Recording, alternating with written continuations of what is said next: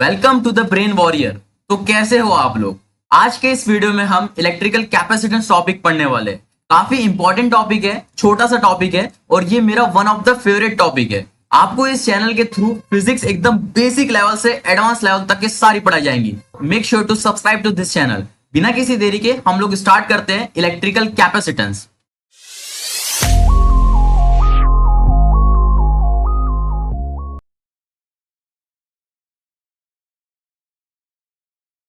Electrical capacitance. सबसे पहले capacitance की डेफिनेशन देखें तो क्या होता है कैपेसिटेंस। एक अपने पास डिवाइस है कैपेसिटर। मैंने कैपेसिटर ला के भी रखा है, अभी एक कैपेसिटर खरीद के लाया हूं। अब ये कैपेसिटर है, ये क्या करता है, जब हम इसको एक स्विच बोर्ड में कनेक्ट करते हैं तो ये एनर्जी स्टोर कर लेता है in the form of electric charge. अभी जस्ट इसका प्रैक्टिकल भी करके बताता हूं मैं आपको ये कैसे एनर्जी स्टोर करता है। मैं इसको स्विच बोर्ड में लगाता हूं और उसके बाद आपको बताता हूं। तो ये कैपेसिटर है, मैंने इसको चार्ज कर लिया। चार्ज करने के लिए मैंने इसको दोनों पॉजिटिव और नेगेटिव एंड स्विच बोर्ड में डाला और स्विच ऑन कर लिया। तो इसके अंदर अब कुछ चार्ज स्टोर हो गया है। अब हम जैसे ही पॉजिटिव और नेगेटिव एंड को टच करेंगे इसमें एक स्पार्क दिखेगा हमें, ये वाला। ये स्पार्क आपने देखे, ये एक जो स्पार्क निकला ये एनर्जी एलिमिनेट हुई है यहाँ पे। यही हमारा कैपेसिटर होता है। जो स्पार्क निकला है वो बताता है कि यहाँ पे इलेक्ट्रिक चार्ज थे और अब वो डिसिपेटेड हो चुके हैं। चलो coming to the definition of capacitance. Capacitance बोलता है the measure of the ability of conductor to store electrical charge और energy is known as electrical capacitance और कैपेसिटी ऑफ द कंडक्टर। हम इसको कभी कैपेसिटेंस बोलेंगे या फिर कैपेसिटी ऑफ कंडक्टर बोलेंगे। क्या होता है देखो, एकदम बेसिक सा हम इसका डायग्राम बनाएं या फिर समझें तो एक पॉजिटिव प्लेट है, एक नेगेटिव प्लेट है। एक ऐसा अरेंजमेंट ऑफ कंडक्टर जहां पे इनके बीच में चार्ज स्टोर है। वो बहुत बीच, अच्छा इनके बीच में का सेपरेशन, ये जो दो प्लेट है मेटल जो कंडक्टर प्लेट है ये दोनों पास पास में रखी है और इनके बीच में क्या है, चार्ज स्टोर हो रहा होगा। अब वो कैसे हो रहा होगा वही हमको इस चैप्टर में पढ़ना है और हम बहुत बेहतरीन तरीके से पढ़ रहे होंगे। चलो आगे देखते हैं हम लोग कैसे डिराइव करते हैं। Let Q be the charge on the conductor and V be its potential. अगर मैं उस दो कंडक्टर की प्लेट को एक बैटरी से कनेक्ट करता हूं तो इनके बीच में भी V वोल्ट का पोटेंशियल जनरेट हो जाएगा और जो चार्ज यहां से बैटरी दी रही होंगी वो दोनों कंडक्टर के ऊपर इक्वल एंड इक्वल वाला और अपोजिट वाला जमा हो जाएगा। ठीक है, तो जो चार्ज है वो पोटेंशियल के डायरेक्टली प्रोपोर्शनल होगा, यानी जितना पोटेंशियल रहेगा उतना ज्यादा उस कंडक्टर के ऊपर चार्ज रहेगा। अब ये डायरेक्टली प्रोपोर्शनल वाले साइन को हटाते हैं हम लोग यहाँ पे और एक सी कांस्टेंट इंट्रोड्यूस करते हैं। अब ये सी क्या है, यही हमारे लिए काम की बात है। जो एक कांस्टेंट यहाँ कांस्टेंट की जैसे यहाँ काम करेगा। कांस्टेंट यहाँ पे है वो इलेक्ट्रिकल कैपेसिटेंस। अब ये इलेक्ट्रिकल कैपेसिटेंस या फिर कैपेसिटी ऑफ कंडक्टर क्या होता है अभी बताया, जैसे कि दो प्लेट के बीच में जितना चार्ज स्टोर हो सकता है ये एनर्जी स्टोर हो सकती है in the form of electric charge, वो होती है हमारी कैपेसिटेंस। और इससे हमको एक फॉर्मूला मिल गया, जैसे आप यहाँ से V को नीचे भेजेंगे तो C is equal to Q divide by V। ये आपके पास बहुत इंपॉर्टेंट वाला फॉर्मूला बन गया। ये आप एक हमारे पास अरेंजमेंट ऑफ कैपेसिटर है, उसमें हमने इतने वोल्ट की बैटरी लगाया और इतना चार्ज उसको दे रहे हैं तो कितना कैपेसिटेंस, कितनी एनर्जी स्टोर करिए, ये हम ऐसे निकाल सकते हैं C से। C का मतलब होता है इलेक्ट्रिकल कैपेसिटेंस या फिर कैपेसिटी ऑफ द कंडक्टर। और ये जो C है ये है हमारी कैपेसिटेंस, एक स्केलर क्वांटिटी है। Capacitance is a scalar quantity. जाहिर सी बात है, स्केलर डिवाइड बाय स्केलर करेंगे तो एक स्केलर क्वांटिटी मिलेगी। स्केलर क्वांटिटी मतलब जिसके पास कोई डायरेक्शन नहीं होता है। चलो आगे देखो, यूनिट ऑफ कैपेसिटेंस की बात करेंगे हम। तो कैपेसिटेंस की एसआई यूनिट जैसे इस वाले फॉर्मूले से देखो, ऊपर चार्ज है तो चार्ज की हमने लिखी कूलम और नीचे है पोटेंशियल। पोटेंशियल की होती है वोल्ट, तो C divide by V coulomb divide by volt. अब इस वाली यूनिट को हम लोग जब एसआई यूनिट में लिखते हैं तो इसको नाम दिए फैराड। ये फैराड बहुत काम की है और ये जो फैराड यूनिट एसआई यूनिट आई है ये एक बड़ी यूनिट है। अगर हम बात करें इस वाले कैपेसिटर की तो इसके ऊपर बहुत कम कैपेसिटेंस रहता है। कितना कम, वो इतना कम रहता है कभी कभी इसमें नैनो पीको तक की बात होती है। जैसे कि यहाँ पे लिख रखा है कि माइक्रोफैरेड, तो माइक्रोफैरेड का मतलब है 10⁻⁻⁶। तो हो सकता है एक कैपेसिटर है वो एक माइक्रोफैरेड का है, यानी उसके ऊपर 10⁻⁻6 कैपेसिटेंस फैरेड एनर्जी स्टोर हो सकती है। ऐसे यहाँ पे बात करें नैनोफैरेड तो 10⁹ और पिकोफैरेड यानी 10⁻12। ये छोटी मोटी चीजें याद रखो ताकि हमारे एक बड़ा क्वेश्चन अच्छे से सॉल्व हो सके। चलो तो यहां से हमने आपको बता दी कि एसआई यूनिट ऑफ कैपेसिटेंस जो है वो फैराड होती है। कैपिटल F से इसको रिप्रेजेंट करते हैं हम लोग।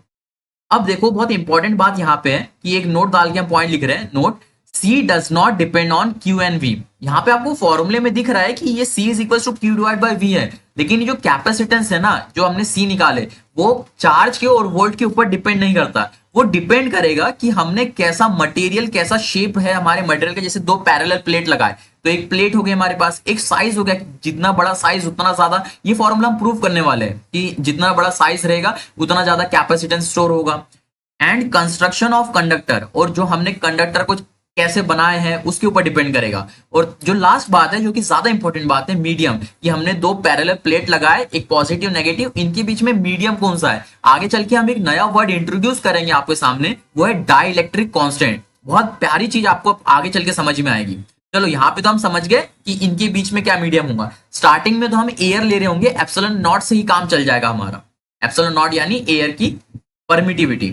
एक बड़ा सा क्वेश्चन देखो कि हमारे पास कैपेसिटेंस निकालना है ऑफ अ स्पेरिकल कंडक्टर और कैपेसिटर। स्पेरिकल कंडक्टर मतलब कि अंदर एक छोटा सा हमारे पास कंडक्टर है, उसके बाहर एक क्या है, एक कंडक्टर है। ये एक ऐसा अरेंजमेंट कैपेसिटर बनाता है। This arrangement is called as a capacitor. और ये कितनी कैपेसिटी स्टोर कर रहा है इलेक्ट्रिक चार्ज को स्टोर करने की, उसे हम कहते हैं कैपेसिटेंस। अगर हमको इसमें कैपेसिटेंस निकालने बोला तो formula Q is equal C is equal to Q divide by V।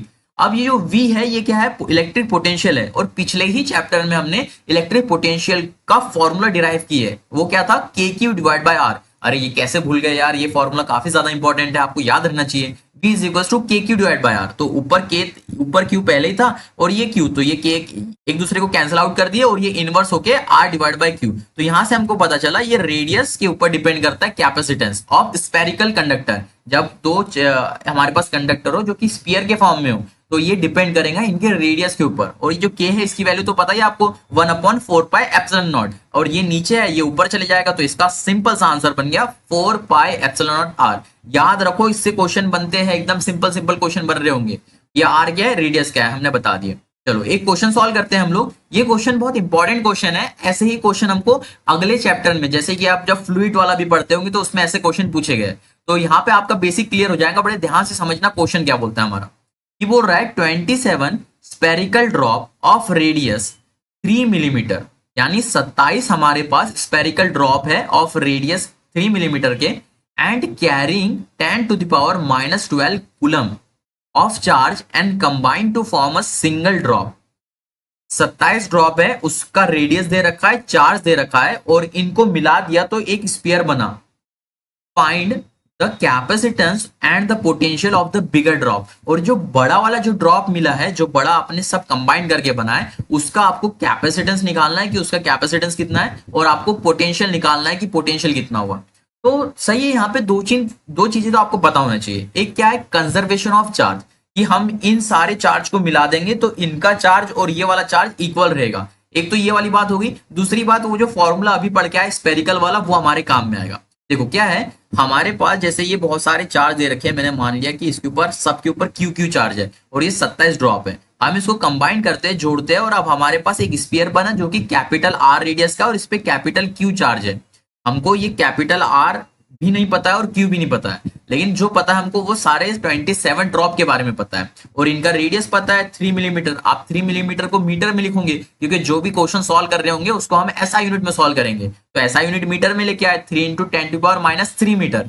ये सारी चीज होने के बाद अब देखो क्या करना है कि इसके ऊपर कैपेसिटेंस कितना आएगा पता है क्या, वो है C is equal to 4 pi epsilon naught R। अभी ऊपर प्रूफ किए थे ना कि इतना कैपेसिटेंस आएगा, क्योंकि एक स्फीयर है, तो स्फीयर है तो इतना कैपेसिटर। अब ये वाला कैपेसिटर इनके कैपेसिटेंस के बराबर होगा, क्योंकि जाहिर सी बात है जो इसका पहले जो कैपेसिटेंस था वो बाद वाले कैपेसिटेंस के बराबर ही होगा, कंजर्वेशन ऑफ चार्ज के थ्रू। तो जो 27 ड्रॉप थे, जो एक के ऊपर जितना कैपेसिटेंस था, इज इक्वल टू जो बड़े वाले के इस पे था कैपेसिटेंस। तो यहां से हम लोग ये इक्वेट कर लिए, और अब एक रिलेशन मिलेगा हमको ये स्मॉल r और कैपिटल R में। यहां से पाई कैंसिल हो जाएगा, 4/3 कैंसिल आउट हो जाएगा, क्यूब है तो जब √27 लेंगे तो 3 बन जाएगा, तो ये 3R is equal to R। यानी जो हमने बड़ा वाला स्फीयर बनाया है वो छोटे वाले के कंपेरिजन में 3 गुना बड़ा है। यहां से ये वाली बात क्लियर हो गई।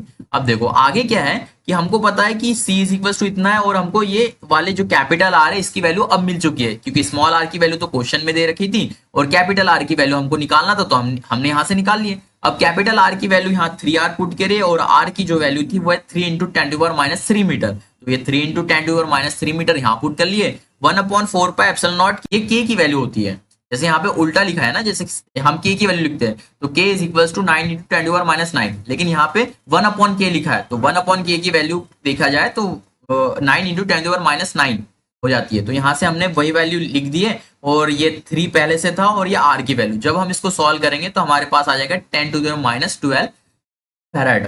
अब ये कैपेसिटेंस आ गया। आप देखें तो -12 को आप पिको फैरेड लिख सकते थे, अभी जस्ट पढ़ के आए कि पिको फैरेड क्या होता है। 10⁻12 को हम पिको फैरेड बोलते हैं, तो ये हो गया हमारे पास 1 पिको फैरेड। तो हमने यहाँ से क्या निकाल लिया, कैपेसिटेंस निकल गया है। अब हमको साथ ही साथ में क्वेश्चन में पूछा था कि potential of the bigger sphere, तो पोटेंशियल भी निकालना है। तो फॉर्मूला अभी अभी पढ़ के आए, Q is equal to C divide by V, तो वही वाला फॉर्मूला अपन यहाँ पे लगा देंगे। By the conservation of charge, बड़े वाले ड्रॉप के ऊपर, तो जो पहले चार्ज था 27 इंटू क्यू, वही तो चार्ज बड़े वाले के ऊपर भी रहेगा, तो ये चार्ज हम इक्वेट कर देंगे। तो यहाँ से हम क्यू की वैल्यू निकाल देंगे। स्मॉल क्यू की वैल्यू तो क्वेश्चन में दे ही रखी थी, ये देखो यहाँ है 10⁻⁻12 यहाँ वैल्यू दे रखी थी, वही वाली वैल्यू अपन यहाँ पे पुट कर देंगे स्मॉल क्यू की, और ये मल्टीप्लाई हो जाएगा तो 27 टाइम ऑफ छोटे चार्ज के इंटू हो गया, मतलब 10⁻12 इंटू 27 कूलम, ये चार्ज हो गया बड़े वाले स्फीयर के ऊपर। अब हमारे पास चार्ज आ गया है और हमारे पास पोटेंशियल निकालना है, और कैपेसिटेंस हमने अभी अभी निकाले 1 पिको फैरेड। बस यहाँ पे वैल्यू पुट कर देंगे, पिको फैरेड यानी 10⁻12, और ये चार्ज की वैल्यू हमने ऊपर निकाले है वो ये दोनों कैंसल आउट हो गया, बचा V, तो V is equal to 27V, मतलब वोल्ट। तो V की वैल्यू या पोटेंशियल की वैल्यू आ गई 27 वोल्ट। ये बहुत बढ़िया सा हमने क्वेश्चन सॉल्व कर लिए, ऑप्शन मैच करने जाए तो हाँ, ये 1 पिको फैरेड और ये 27 वोल्ट, बी ऑप्शन हमारे पास ये सही है।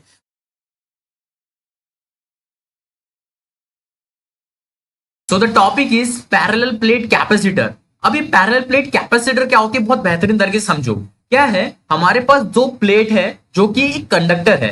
अब क्या करना है कि ये दोनों जो प्लेट है ये इक्वल एरिया और इक्वल साइज की है, और इनके ऊपर इक्वल एंड अपोजिट चार्जेस है। यानी हम चार्ज डेंसिटी की बात करें तो ये सरफेस के ऊपर इसके ऊपर चार्ज लाई करेगा, तो हम सरफेस चार्ज डेंसिटी मेंशन करते हैं सिग्मा से। तो एक वाली चार्ज होगा इसके ऊपर सरफेस डेंसिटी होंगी जो कि है पॉजिटिव सिग्मा, और एक होंगी नेगेटिव सिग्मा। इतना समझ में आया। अब ये कैपेसिटर को जब हम एक बैटरी से कनेक्ट करते हैं तो इसके ऊपर कुछ चार्ज स्टोर हो जाता है और कुछ पोटेंशियल डिफरेंस होता है। जैसे हमने पिछले वाले वीडियो में देखे, आपके लिए थोड़ा सा रिकैप कर देते हैं। जो हमारा इंपॉर्टेंट फॉर्मूला था वो ये था, C is equal to Q divide by V। जो कैपेसिटेंस स्टोर होता है C, वो डिपेंड करता है Q और V के ऊपर। और ये Q क्या है, जितना उसके ऊपर चार्ज स्टोर होता है, और V क्या है हमारे पास, जो हमने पोटेंशियल अप्लाई की है, इलेक्ट्रिक पोटेंशियल। चलो अभी यहाँ क्या करना है, हमको इसके बीच में कैपेसिटेंस निकालना है कि इसके बीच में कितना कैपेसिटेंस हो सकता है। सो हमने एक ऐसा अरेंजमेंट किए जिसके अंदर दो हमारे पास प्लेट्स हैं जो कंडक्टर है, और ये पॉजिटिव एंड से हमने यहाँ पे एक बैटरी लगाए। यहाँ से बैटरी लगाया, चार्ज इधर ट्रांसफर हो रहा होगा, तो इसके ऊपर पॉजिटिव वाला चार्ज मेंटेन हो जाएगा और इसके ऊपर नेगेटिव वाला चार्ज मेंटेन हो जाएगा, और ये इक्वल और अपोजिट चार्ज इसके ऊपर रुकेंगे, स्टोर हो जाएंगे। चलो अब इसका जो हमने अरेंजमेंट किए वो कैसा है, let us consider d be the distance between two parallel plate of the capacitor। हमने इनको d डिस्टेंस की दूरी पे रखे आपस में। Plate R is given as positive charge and S be equally negatively charged। तो ये जो R वाली प्लेट है, ये R वाली प्लेट, इसको हमने पॉजिटिव Q चार्ज दे दिए, S वाली प्लेट को हमने नेगेटिव Q चार्ज दे दिए। As equal and opposite negatively charge, let plus sigma the surface charge density of the plate R। इसी जो R वाली प्लेट है इसकी जो सरफेस चार्ज डेंसिटी है वो हम प्लस सिग्मा से लिखेंगे, और इसी के अपोजिट जो S वाली है उसकी नेगेटिव सिग्मा से लिख देंगे। चलो ये होगी हमारी बेसिक बात। अब देखो क्या है, जब हम इसके ऊपर इलेक्ट्रिक फील्ड निकाल रहे होंगे तो हम लिखेंगे electric field in between the plate of the capacitor is given bye. अब ये इलेक्ट्रिक फील्ड हमने निकाल रखे थे कि एक प्लेट के कारण एक दूरी पॉइंट के ऊपर कितनी इलेक्ट्रिक फील्ड होती है। तो electric field is equal to sigma, जो कि charge density divided by 2 epsilon naught. ये एक सिंगल प्लेट के लिए थी, लेकिन जैसे यहाँ पे दो प्लेट है, ये एक प्लेट और ये दो प्लेट, अब जब आप इसके बीच में कहीं भी इलेक्ट्रिक फील्ड निकालने जाओगे वो आपको मिलेंगी E is equal to sigma divide by epsilon naught. ये फॉर्मूला याद कर लो, बहुत बेसिक फॉर्मूला है। Electric field is equal to sigma divide by epsilon naught. यहाँ पे सिग्मा क्या है आपके पास, चार्ज डेंसिटी, और अच्छी बात ये है कि यहाँ पे जो चार्ज डेंसिटी जो है सिग्मा, वो सिग्मा ये और ये दोनों सिग्मा सेम है, बस पॉजिटिव नेगेटिव का ही फर्क है कि ये हमारे पास पॉजिटिव चार्ज के साथ प्लेट है और ये नेगेटिव चार्ज के साथ प्लेट है। चलो इतनी बात समझ में आ गई। तो ये E is equal to sigma divide by epsilon naught, और ये एप्सिलॉन नॉट क्या है? Absolute permittivity of free space. अच्छा, अभी हम यहाँ पे फ्री स्पेस ले रहे हैं, क्यों? क्योंकि ये जो प्लेट है इनके बीच में हमने कुछ रखे नहीं है, कुछ भरे नहीं है। आगे चल के कुछ आगे वाले लेक्चर्स में हम इसके अंदर कुछ डाइलेक्ट्रिक कांस्टेंट जैसी चीजें पुट करेंगे, वो आपको आगे समझ में आएंगी। उससे हम लोग इस कैपेसिटेंस की इफिशियंसी बढ़ा सकते हैं कि ज्यादा चार्ज स्टोर करे, यानी ज्यादा एनर्जी स्टोर करे। चलो, अब हम क्या कर रहे हैं? The potential difference between the plate of the capacitor is given bye. हमने सेकंड चैप्टर में जब इलेक्ट्रोस्टैटिक पोटेंशियल पढ़ रहे थे उसमें एक फॉर्मूला डिराइव किया था, the relation between electrostatic potential and electric field. तो ये वही वाला रिलेशन है कि V is equal to E into D. ये V का मतलब है इलेक्ट्रिक पोटेंशियल और ये E का मतलब है इलेक्ट्रिक फील्ड, और D का मतलब है कि उन दोनों के बीच में, वो दोनों जो हमारे पास जो प्लेट है उनके बीच में क्या डिस्टेंस है? D डिस्टेंस है। तो ये D डिस्टेंस। हमने इसका फॉर्मूला कैसे प्रूव किए थे? ये फॉर्मूला कुछ ऐसा था, electric field is equal to छोटा सा dV डिवाइड बाय dr, और यहाँ पे dr को हमने d से मेंशन किए। dr यानी dr मतलब छोटा सा डिस्टेंस और d मतलब एक बड़ा डिस्टेंस। सिंपल सी बात है, मेरी बात आपको समझ में आ रही होगी। अगर आपको थोड़ा सा कॉन्सेप्ट क्लियर हो तो, कि हमने रिलेशन बिटवीन इलेक्ट्रोस्टैटिक पोटेंशियल और इलेक्ट्रिक फील्ड जो प्रूफ किए थे, बहुत सिंपल सी बात है। चलो आगे देखते हैं। अब हम क्या कर सकते हैं, ये इक्वेशन 1 और ये इक्वेशन 2 से हम जब पोटेंशियल लिखेंगे तो ये लिख सकते हैं V is equal to sigma D divide by epsilon naught. Simply यहां से E की वैल्यू इधर से उठा के इधर पुट किए और कुछ नहीं किए। ये पुट करने के बाद हम यहां से सिग्मा की वैल्यू, तो हमको पता ही क्या होता है sigma. Sigma is charge density. तो चार्ज डेंसिटी का जो फॉर्मूला होता है वो होता है Q डिवाइड बाय A। तो ये हो गया हमारे पास Q डिवाइड बाय A। इसको पुट कर देते हैं ये वाली इक्वेशन में। जैसे ही ऊपर पुट कर देंगे तो V is equal to QD divide by epsilon naught. ये जो एप्सिलॉन जो सिग्मा था उसकी जगह पुट कर दिए Q डिवाइड बाय A। तो यहाँ पे Q डिवाइड बाय आ गया। अब ये वाली चीज को आप ध्यान से देखेंगे तो ये आपके पास पोटेंशियल आ चुका है। पोटेंशियल आ चुका है, और पिछले वाले लेक्चर में हमने प्रूव किए Q is equal to CV। उस वाले फॉर्मूले में ये V की वैल्यू पुट कर देते हैं। अब V यहाँ पे है तो V पुट कर देते हैं। तो जैसे हम यहाँ पे V पुट करेंगे तो V की सारी वैल्यू इसमें पुट किए। कैसे किए मैं बताता हूं। ऊपर एक Q पहले से था तो ये ऊपर Q पहले से था, और ये जो सिग्मा A है ये अब ऊपर चले जाएगा, ये ऊपर चले गया सिग्मा एप्सिलॉन नॉट A, और ये नीचे ये जो ऊपर D था ये हमारे पास नीचे आ गया QD। अब यहां से Q कैंसिल हो गया और बन गया epsilon naught A divide by D। अब ये बहुत ही बेहतरीन इंपॉर्टेंट पेशकश फॉर्मूला आपके पास एकदम ताजा ताजा बना हुआ फॉर्मूला है। ये फॉर्मूला हमारे 100% जगह पे काम में आ रहा होगा। बहुत जगह पे ये इस फॉर्मूले से, कैपेसिटर फॉर्मूले में, कैपेसिटर चैप्टर में ये फॉर्मूला काफी ज्यादा इंपॉर्टेंट है। अब आप इसको रट लो, ये फॉर्मूला रटना है। C is equal to epsilon naught A divide by D। Epsilon naught A divide by D। Epsilon naught का मतलब, एप्सिलॉन का मतलब है permittivity, free space, absolute permittivity of free space. A का मतलब एरिया। अब ये एरिया कौन सा था पता है क्या आपको? ये जो अपने पास प्लेट थी ना, लेट मी एक बार कलर चेंज करूं, ठीक है। ये जो प्लेट थी, जो एरिया का, जो ये जो प्लेट का एरिया था ना, ये वाले एरिया की बात कर रहे हैं, नहीं समझे क्या? हमारे पास एक प्लेट है जो कि रेक्टेंगुलर प्लेट है। मानो ये मेरे पास एक रेक्टेंगुलर प्लेट है, और इसका एरिया कैसे निकाले होंगे हम? लेंथ इंटू ब्रेथ से। तो ये वाला एरिया की बात कर रहे हैं हम। और जो डी डिस्टेंस की बात है, वो इन दोनों के बीच में का जो गैप है, जो डिस्टेंस है, उसे कह रहे हैं D। बहुत ध्यान से समझो, आप क्वेश्चन में कंफ्यूज नहीं होना चाहिए आप लोगों ने। तो ये हमारे पास C is equal to epsilon naught A divide by D आ गया।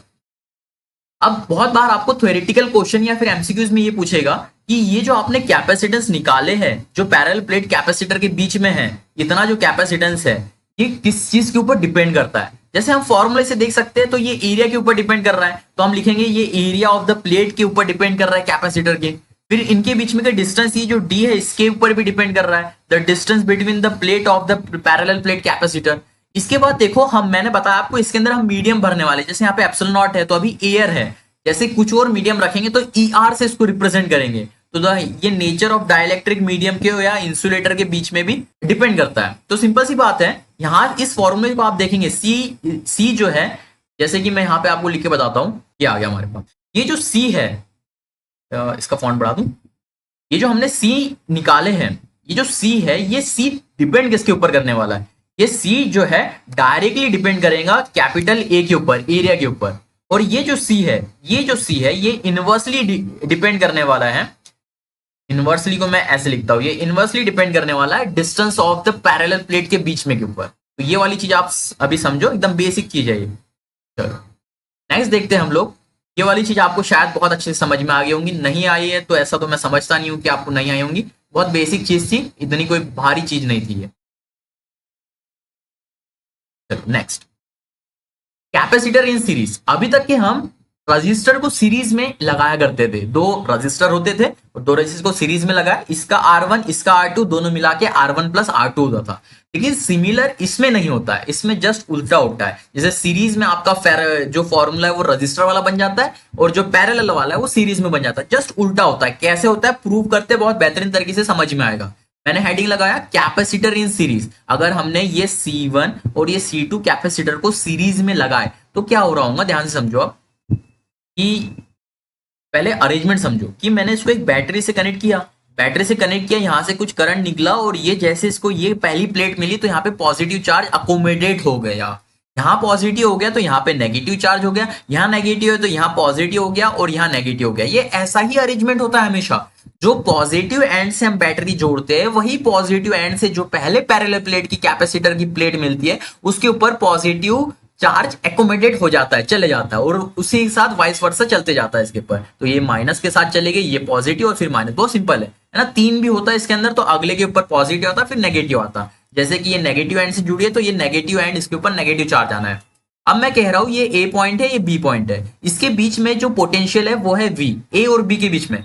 लेकिन मैं बात करूं ये C1 के बीच में कितना कैपेसिटेंस है, वोल्टेज है, सॉरी वोल्टेज तो वो कुछ V1 वोल्टेज होगा। क्यों? क्योंकि ये कुछ वोल्टेज खा रहा होगा, बिल्कुल सिमिलर बात है, और कुछ बच जा रहा होगा तो वो वोल्टेज इसको दे रहा होगा, बहुत सिंपल। और मैं लिख सकता हूं कि V1 plus V2 is equal to V, लिख सकता हूं, सिंपल सी बात है। बस इतना समझ लो, आगे की बात मेरी मैं समझाने के लिए तैयार हूं। Let us consider the capacitance C1 and C2 connected in series. Simple सी बात है, हमने दो कैपेसिटर को सीरीज में लगाए तो let V be the applied potential difference across two terminal A and B। Similar बात है, जो बैटरी का पोटेंशियल हमने लगाया वही ए और बी के बीच में भी रहने वाला है। कॉम्बिनेशन ऑफ कैपेसिटर, ठीक है, in series combination. Series combination में क्या होता है, अब ये वाली चीज रटने वाली याद रखो आप लोग।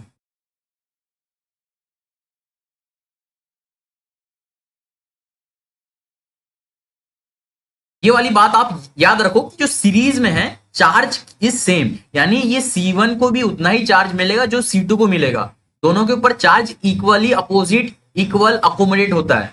अपोजिट मैंने गलती से बोल दिया, इक्वल चार्ज अकोमोडेट होता है। तो ये जो C1 वाला है और जो C2 वाला है, इन दोनों कैपेसिटर के ऊपर इक्वल चार्ज जाएगा क्योंकि ये सीरीज में लगे, सिंपल सी बात है। और अगर पोटेंशियल की बात करें तो पोटेंशियल यहाँ पे डिस्ट्रीब्यूट हो गया, V1 इसे मिला और V2 इसे मिला, बहुत सिंपल बहुत सिंपल बहुत सिंपल। अब हम क्या करते हैं, जैसे मैंने बताया V is equal to V1 plus V2 होता है, तो यहां से V1 की वैल्यू आप निकालेंगे तो लिखेंगे Q divide by C1। Formula होता है ना Q is equal to CV, उसी को रीअरेंज कर दिए तो V is equal to Q divide by C1। हम अगर ये V1 का लिख रहे हैं तो ये वाली बात हो गई, V2 का लिख रहे हैं तो ये वाली बात होगी, V2 is equal to Q divide by C2। बस यही V1 V2 को इसमें पुट कर देंगे, जैसे कि ये वाली वैल्यू इसमें चलेगी, ये वाली वैल्यू इसमें चलेगी, तो ये V is equal to Q divide by C1 plus Q divide by C2।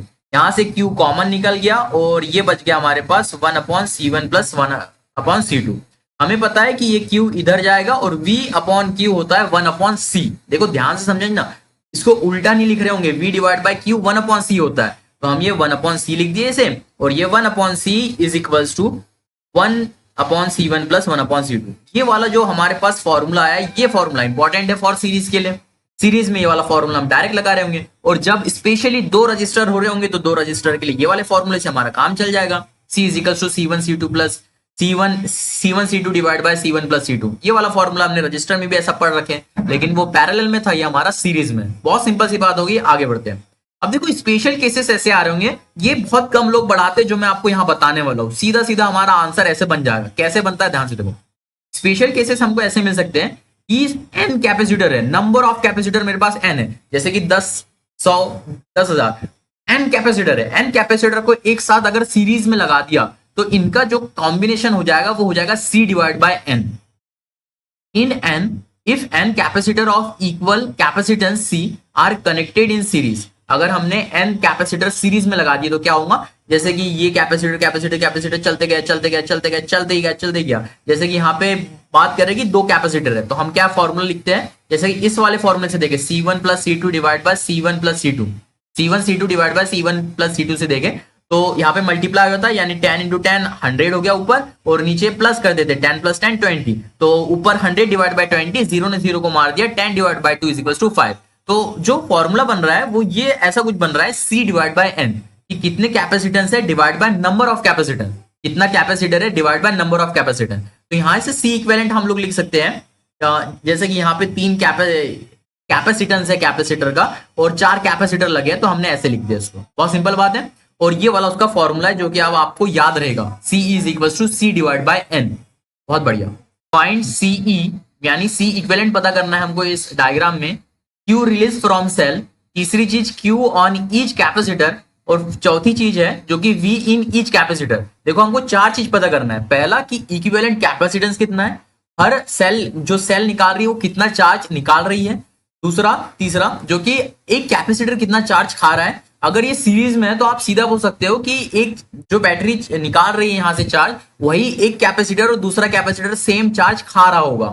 फिर हमको चौथी चीज पता करने के लिए बोल रहा है, वो है कि वोल्टेज कितना है। तो वोल्टेज अलग अलग हो रहा होगा, V1 और V2 की वैल्यू अलग होंगी। सबसे पहले हम CE निकालते हैं। CE निकालने के लिए हमको ये कैपेसिटेंस दे रखा है 12 माइक्रोफैरेड एंड 4 माइक्रोफैरेड। तो सिंपल सा फॉर्मूला है, 2 के लिए क्या करोगे C1 C2 divide by C1 plus C2। तो आप लिखो C equivalent is equal to C1 C2 divide by C1 plus C2। अब तो याद हो ही गया होगा। तो यहाँ पे 12 इंटू 4 48 ये लिख दिया हमने, और 12 प्लस 4 दैट इज 16। तो 48 divide by 16 that is 3 microfarad. हमारे पास 3 माइक्रोफैरेड आ गया है इनका इक्विवेलेंट कैपेसिटेंस। एक बार इक्विवेलेंट कैपेसिटेंस आ गया यानी हमारे पास किसकी वैल्यू आ गई, C की वैल्यू आ गई। हमको यहाँ पे V की वैल्यू भी दे रखी है, बैटरी का जो वोल्टेज है वो 12 वोल्टेज है। और अब हमको निकालना है Q। तो बड़े ही आसानी से हम एक फॉर्मूला हमारे पास Q is equal to CV, उससे निकाल लेंगे हमारा Q। तो Q is equal to CV। हमारे पास इक्विवेलेंट कैपेसिटेंस है 3 और 12 वोल्ट की बैटरी है। यह आ गया 36 micro coulomb charge on the battery on each parallel plate capacitor. जैसे कि इसके और इसके ऊपर सेम कैपेसिटर आने वाला है। ये भी 36 माइक्रोकूलम, ये भी 36 माइक्रोकूलम और ये भी 36 माइक्रोकूलम। तो ये बात आपको क्लियर हो गई है, जैसे कि चार्ज सीरीज के अंदर सेम होता है। अब तीसरी बात जो हमको निकालनी थी वो है चार्ज ऑन ईच कैपेसिटर। वो तो अभी प्रूफ किया, बताया मैंने आपको। अब हमको निकालना है वोल्टेज ऑन ईच कैपेसिटर। अब इसको निकालने का अलग अलग तरीका है। जैसे कि हम इसके अगर हमको पता है कि इसके ऊपर चार्ज कितना है और कितना कैपेसिटेंस है, तो एक तरीके से तो बता सकते हैं V is equal to Q divided by C। दूसरा ये है कि यहां से हम लोग पोटेंशियल निकालते निकालते जाएंगे और इधर इसको जीरो मानेंगे।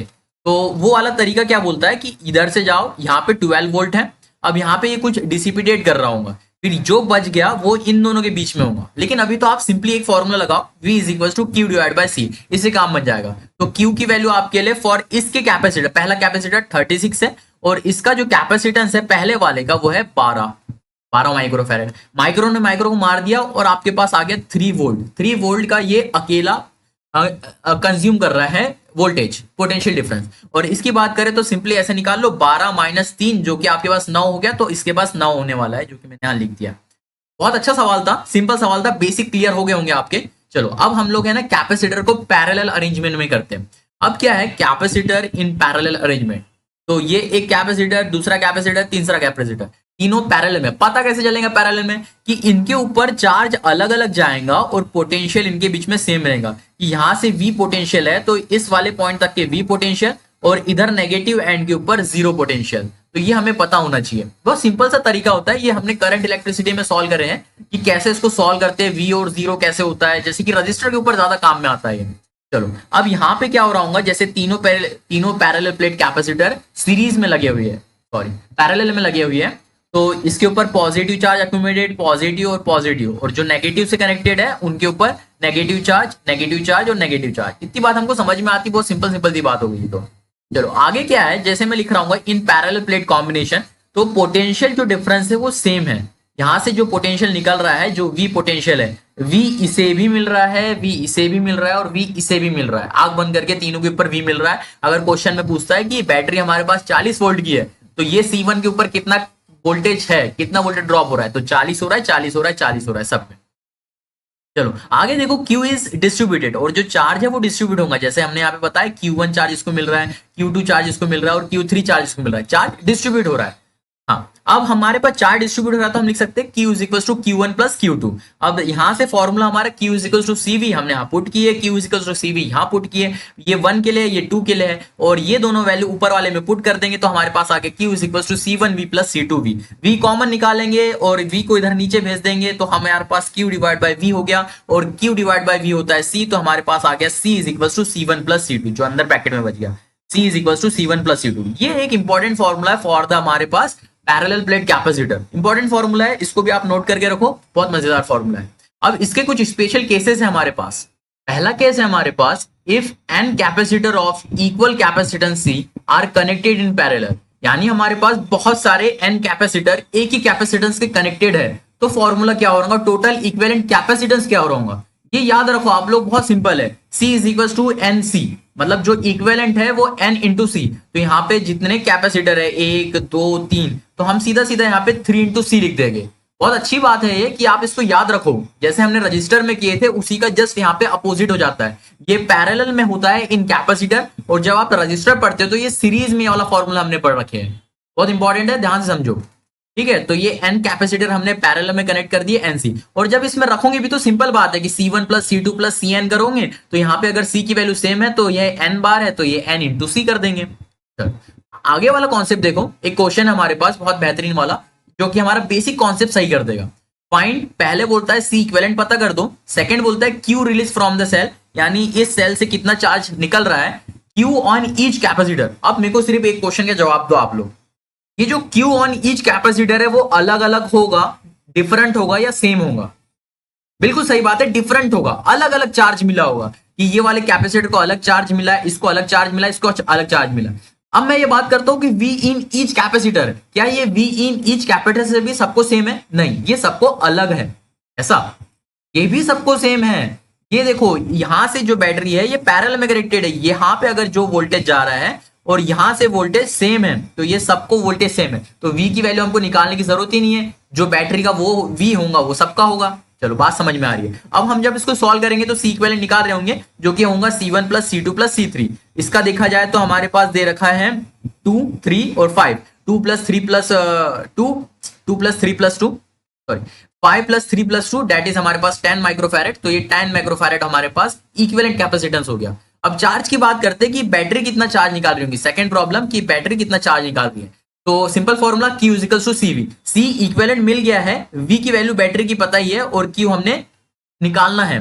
तो यहां से हमारे पास जो V की वैल्यू है 4 है और C की वैल्यू 10 है, तो 4 इंटू 10 दैट इज 40, और 40 माइक्रो कूलम। तो ये चार्ज हो गया हमारा, ये बैटरी निकाल रही है। अब ये चार्ज अलग अलग डिस्ट्रीब्यूट हो रहा होगा, वो निकालने के लिए हम क्या कर रहे हैं कि फॉर्मूला लगा रहे हैं Q is equal to CV। इसके ऊपर हमको पता है कि C कितना है इसका, और हमको इसके ऊपर पता है कि V कितना है। C और V हमको इसके ऊपर पता है, तो Q निकाल सकते हैं, formula Q is equal to CV। Q is equal to CV, C की वैल्यू क्या है 2 है, और Q की वैल्यू क्या है हमने अभी अभी निकाले थे इसके ऊपर 8 माइक्रोफैराड। अच्छा यही तो निकालना है V, तो इसके ऊपर जो पोटेंशियल की वैल्यू है 4 है, तो सीधा डायरेक्ट मल्टीप्लाई कर देंगे, 2 इंटू 4 दैट इज 8 माइक्रोफैराड। नीचे वाले की बात करें सेकंड वाले की, तो 3 इंटू 4 दैट इज 12 माइक्रोफैराड, और ये इसकी वाली बात करें तो ये 4 into 5 that is 20 micro coulomb. तो ये भी क्वेश्चन हमारे पास बढ़िया तरीके से सॉल्व हो गया। अब जो चौथी चीज हमसे पूछी थी V इन ईच कैपेसिटर, ये तो आप आंख बंद करके बता दोगे, V in each capacitor is equal to 4 volt. Simple सा सवाल था, बेसिक कॉन्सेप्ट क्लियर करके गया हमारे। अब ये वाला क्वेश्चन देखो, ऐसे क्वेश्चन आपके एग्जाम में बनते हुए आपको दिख रहे होंगे। Find equivalent capacitance between point A और B। ये आपके पास A पॉइंट है, या आपके पास B पॉइंट है। अब इनके बीच में इक्विवेलेंट कैपेसिटेंस बताना है। अब देखो, कुछ जो सीरीज में होंगे उनको सीरीज के जैसे सॉल्व कर लो, जो पैरेलल में होंगे उनको पैरेलल के जैसे सॉल्व कर लो। सबसे पहले मैं देख रहा हूं कि इन दोनों को सीरीज में, अच्छा कभी भी कौन से भी ये होता है, पहले सीरीज वालों को सॉल्व करो, फिर जो उसके पैरेलल में आ रहा है उनको, फिर जो सीरीज में, ऐसा। तो जैसे हम यहाँ देख रहे हैं, तो ये वाला कैपेसिटर और ये कैपेसिटर दोनों आपस में सीरीज में है, तो 6 प्लस 6 नहीं, ऐसा नहीं होगा, कैपेसिटर है 1/6 प्लस 1/6 करेंगे, या फिर ऐसा करो 6 इंटू 6 डिवाइड बाय 6 प्लस 6, तो 6 इंटू 6 36, और divide by 6 plus 6 that is 12, 36 divide by 12 that is 3। तो मैंने यहां लिखा ऊपर वाले के लिए 3, इनका कैपेसिटेंस मेरे पास आ गया 3। अब ये वाला जो 3 आया है वो ये वाले के बीच में पैरेलल में कनेक्टेड है, यानी अब डायरेक्ट प्लस होगा, 3 प्लस 3 दैट इज 6। इसको भी सॉल्व करने के बाद हमारे पास 6 आ गया। अब ये जो अरेंजमेंट है ये वाले कैपेसिटर के साथ सीरीज में आ गया, फिर से सीरीज और पैरेलल कॉम्बिनेशन, तो 3 हमारे पास, ये वाला 6 है और ये भी 6 है। तो अब देखो ध्यान से वो वाला फॉर्मूला लगाओ ना, कि हमारे पास दो इक्वल कैपेसिटेंस है और दोनों सीरीज में लगे हैं, तो उनका क्या होगा हमारे पास डायरेक्ट इक्विवेलेंट। तो आप फॉर्मूला लगाओगे C डिवाइड बाय n, तो मैंने भी वही ये फॉर्मूला लगाया C divide by n। C हमारे पास 6 दे रखा था और 2 दो कैपेसिटर थे, तो 6 डिवाइड बाय 2 दैट इज 3। अब हम क्या कर रहे हैं कि ये वाला जो कैपेसिटर अब क्या है, ये वाला जो इक्विवेलेंट आ गया है, ये वाला इतना पूरा, ये वाला है ना, ये 2 के साथ पैरेलल में, 2 के साथ पैरेलल में, तो जो मैंने 3 अभी निकाला, ये वाला 3 ये, और ये जो 2 है यहाँ पे जो दे रखा था 3 और 2 क्या है पैरेलल में, तो डायरेक्ट ऐड हो जाएंगे, 3 + 2 दैट इज 5, तो इक्विवेलेंट कैपेसिटेंस आ गया 5 microfarad, that is B option is correct. बहुत सिंपल सा सवाल था, अच्छा लगा आपको, बढ़िया है ना, खुद से सॉल्व करने की कोशिश करो, ज्यादा मजा आएगा। और हम लोग मजे के साथ ही पढ़ रहे हैं, तो मजे के साथ आप लोग भी पढ़ो।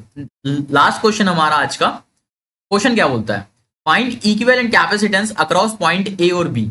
ये ए पॉइंट है हमारे पास और ये बी पॉइंट है, इनके बीच में इक्विवेलेंट कैपेसिटेंस निकालना है। सिंपल सी बात है, जो सीरीज में चलने दो, जो पैरेलल में चलने दो। सबसे एंड में जाओ, ट्रिक की बात करें तो एंड में जाओ, एंड में जो आपको सीरीज में दिख रहा है जिसके साथ कोई घपला नहीं है, कोई यहां से स्टार्ट कर रहा होगा ना तो बेवकूफ होगा, क्योंकि यहां से स्टार्ट कर ही नहीं सकता, यहाँ बहुत कॉम्प्लिकेशन है, तो वो लास्ट में जाएगा। ये दोनों, ये तीनों उसको सीरीज में देखे, ये सीरीज में डायरेक्टली इसको सम अप कर लेगा, कॉम्बिनेशन कर लेगा। अब ध्यान से देखा है कि ये 9 माइक्रोफैरेड 9 माइक्रोफैरेड 9 माइक्रोफैरेड, तीन कैपेसिटेंस इक्वल कैपेसिटेंस के है, बिना सोचे समझे आप इसका फॉर्मूला बताओगे, C equivalent is equal to C divide by N। यहाँ पे C की वैल्यू है 9 और तीन कैपेसिटेंस है, तो 9 divide by 3 that is in तीनों का कैपेसिटेंस हो गया 3 माइक्रोफैरेड, जो कि मैंने यहाँ पे लिखा है बहुत सिंपल तरीके से। एक बार मैं फिर से समझाना चाहूंगा आपको, ये तीनों कैपेसिटर जो है सीरीज में लगे हैं, फॉर्मूला लगेगा C डिवाइड बाय N, क्योंकि इक्वल कैपेसिटेंस है इन तीनों के ऊपर, तो 9 कैपेसिटेंस है इनका और 3 यहाँ पे लगे हैं से सीरीज में, तो 9 डिवाइड बाय 3 दैट इज 3। ये जो 3 है इनका कैपेसिटेंस आ चुका है। अब ये वाला 3 इस वाले 6 के साथ क्या है पैरेलल में, डायरेक्टली ऐड हो जाएगा। 3 और 6 जब पैरेलल में हो जाते हैं तो C इक्विवेलेंट की वैल्यू बन जाएंगी 3 + 6 दैट इज 9।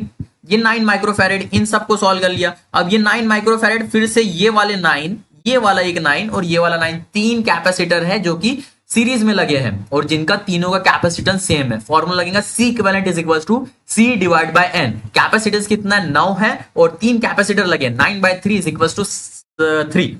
तो अब हमने यहाँ पे फिर से यहाँ 3 लिख दिए, यानी इनका भी बजट सॉल्व हो गया, ये सब कुछ सॉल्व हो गया। यही तो याद रखना है आपको, इसलिए आप इसको नंबरिंग दे सकते हो कि ABCDEFG करके, तो आपको आसानी से अच्छे सॉल्व कर पाओगे। तो ये वाला पूरा अपना सॉल्व हो चुका है। अब बचा है ये वाला जो 3 आया है, वो 3 ये 6 के साथ है, पैरेलल में डायरेक्ट ऐड हो जाएगा। 3 + 6 दैट इज हमारे पास 9 आ गया, तो ये 9 फिर से इसका, तो इतना सब सॉल्व करके, इतनी सब पंचायत सॉल्व करके 9 मिला।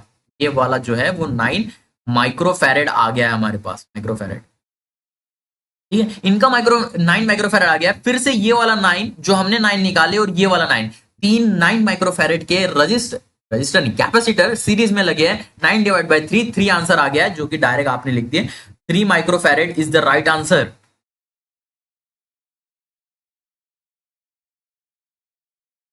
Energy store in a charge capacitor. हो सकता है आपको ऐसा क्वेश्चन पूछे एग्जामिनेशन में, derive an expression for the energy store in a capacitor, charge capacitor, in what form of energy store in a capacitor. सबसे पहले in what form of energy store की अगर बात करें तो कौन से फॉर्म में एनर्जी स्टोर होती है, वो होती है इलेक्ट्रिक चार्ज के फॉर्म में। एक कैपेसिटर, ये हमारे पास जो प्लेट है इसके बीच में है ना इलेक्ट्रॉन्स इंसुलेट हो जाते हैं, जो इलेक्ट्रॉन इसके बीच में, जैसे कि हाँ मैं एक छोटी छोटी लाइन खींचूं तो ये यहाँ पे इलेक्ट्रॉन बाउंडेड हो जाते हैं, ये वाले इलेक्ट्रॉन यहाँ रुक जाते हैं, इसके कारण इसको एनर्जी मिल जाती है। तो पहले जो नेक्स्ट वाला जो हमारे पास क्वेश्चन था वो तो था what form of energy store in a capacitor, तो वो है इलेक्ट्रिक चार्ज के फॉर्म में।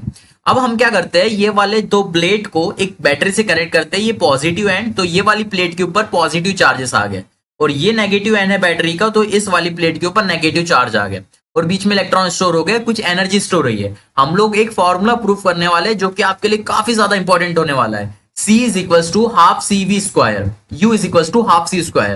ये energy store in capacitor is equals to half into capacitance into voltage का स्क्वायर। अब वो कैसे होता है उसको प्रूव करते हैं, काफी ज्यादा इंपॉर्टेंट फॉर्मूला है।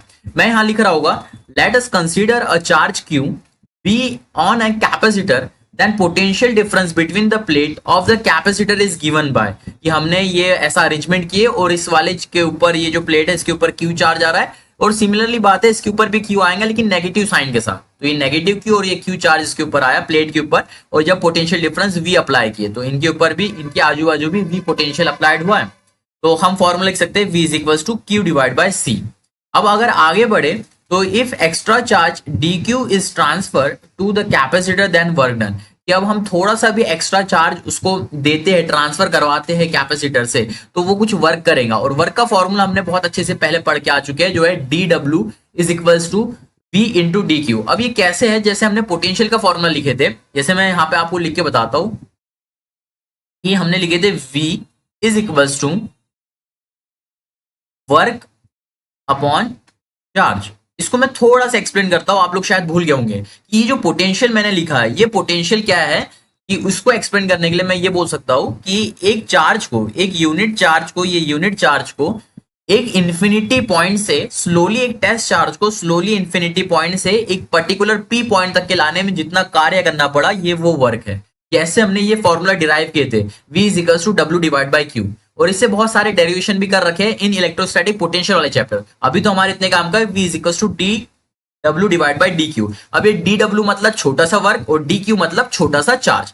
तो अब हम छोटे छोटे की बात करते हैं, बाद में इंटीग्रेट कर देंगे। तो डी डब्ल्यू यहां से अगर मैं डी डब्ल्यू इधर छोड़ दूं तो डी क्यू इधर आ गया, तो ये हो गया वी डी क्यू। अब यहां से हम इसको V की वैल्यू तो हमने को पता है, अब कैपेसिटर के हिसाब से Q डिवाइड बाय C होती है, तो कैपेसिटर के हिसाब से हमने लिख दिया यहाँ पे Q डिवाइड बाय C, और ये डी क्यू मल्टीप्लाई में। अब सिंपल सी बात है, हम इसको इंटीग्रेट कर देते हैं। इंटीग्रेट बोथ साइड जब करेंगे तो हमको टोटल वर्क निकालना है। इंटीग्रेशन डी डब्ल्यू क्या हो जाएगा, डब्ल्यू हो जाएगा। सिंपली हमको फॉर्मूला तो याद ही है, इंटीग्रेशन डी डब्ल्यू का सिर्फ डब्ल्यू हो जाता है। अब यहाँ देखो, जो कांस्टेंट क्वांटिटी है वो बाहर निकल जाएंगी, और जो अंदर जो वेरिएबल बचेगा उसका इंटीग्रेशन होगा। कांस्टेंट की बात करें तो 1/c जो है यहाँ पे कांस्टेंट है, इसको बाहर निकाल के फेंक दिया। अभी जो लिमिट जो है, जो हमने लिमिट लगाए वो 0 से लेके Q लगाए, यानी इनिशियल 0 था और कुछ जो चार्ज फाइनली हमको जो मिला, इनिशियल 0 और जो फाइनल था उसको मान ले कि वो Q है, कैपिटल Q है। स्मॉल Q और कैपिटल में थोड़ा कंफ्यूज मत होना यहाँ पे, अभी आप साथ समझो। तो मैंने इसको कैपिटल Q ले लिया, फिर अंदर क्या बचा, स्मॉल क्यू डी क्यू। अब ये हम इसको इंटीग्रेट करना है। इंटीग्रेशन का फॉर्मूला तो बहुत अच्छे से याद है हमको कि इंटीग्रेशन ऑफ एक्स की पावर एन का क्या होता है, एक्स की पावर एन डी एन का, डी एक्स का। तो वो फॉर्मूला होता है एक्स की power N plus one divide by N plus one. यहाँ पे भी देखा जाए तो क्यू की पावर 1 है, तो 1 है तो 1 प्लस 1 कर देंगे। जैसे एन प्लस 1, तो एन की पावर यहाँ क्या है, एन क्या है यहाँ पे 1 है, तो 1 प्लस 1 2, तो मैंने यहाँ पे क्यू की पावर 2 लगा दिया, और एन प्लस 1 मतलब 1 प्लस 1 जो कि होता है 2, तो यहाँ पे भी 2 आ गया, तो क्यू स्क्वायर डिवाइड बाय 2 आ गया। अब इसके अंदर लिमिट पुट कर देते हैं। जैसे लिमिट पुट करेंगे, सिंपली ये पहले अपर लिमिट पुट करेंगे, माइनस लोअर लिमिट रखेंगे। लोअर लिमिट हमारे पास यहाँ पे 0 है, यानी ये पुट करने की जरूरत नहीं है, तो सीधा सीधा क्यू स्क्वायर डिवाइड बाय 2 आ गया, ये अंदर की बात। तो ये डब्ल्यू आ गया हमारे पास, W is equal to Q square divide by 2c।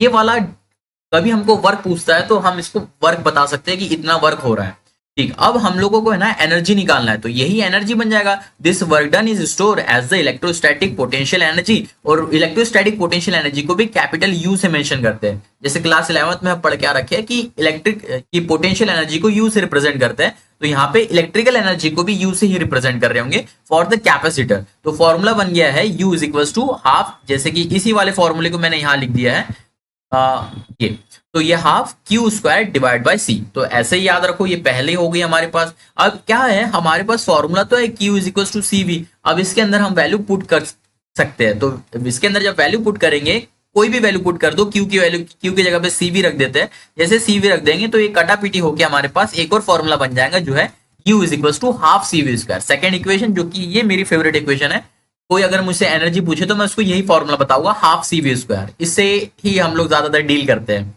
चलो तीसरी अगर बात करें और फॉर्मूला हमको निकालना हो, तो हम इसके अंदर C की वैल्यू पुट कर देंगे Q डिवाइड बाय V, तो यहां से हमारे पास एक और U की वैल्यू आ जाएंगी, जो कि है हाफ QV।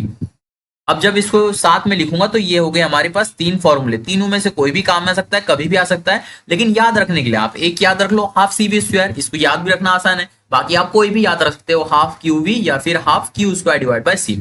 आसान बात, आसान बात। चलो एक लास्ट टॉपिक, नेक्स्ट टॉपिक है, जैसे ये तो आपको समझ में आ गया। नेक्स्ट टॉपिक क्या हमारे पास, derive an expression for an energy density in case of parallel plate capacitor. की एनर्जी तो निकाल लिया, अब एनर्जी डेंसिटी निकालो। अगर मैं आज आपसे पूछता हूँ कि एनर्जी डेंसिटी क्या होती है, तो आप लोग बखूबी बताओगे। एनर्जी को वॉल्यूम से अगर डिवाइड कर दे तो आपको एनर्जी डेंसिटी मिल जाएगी।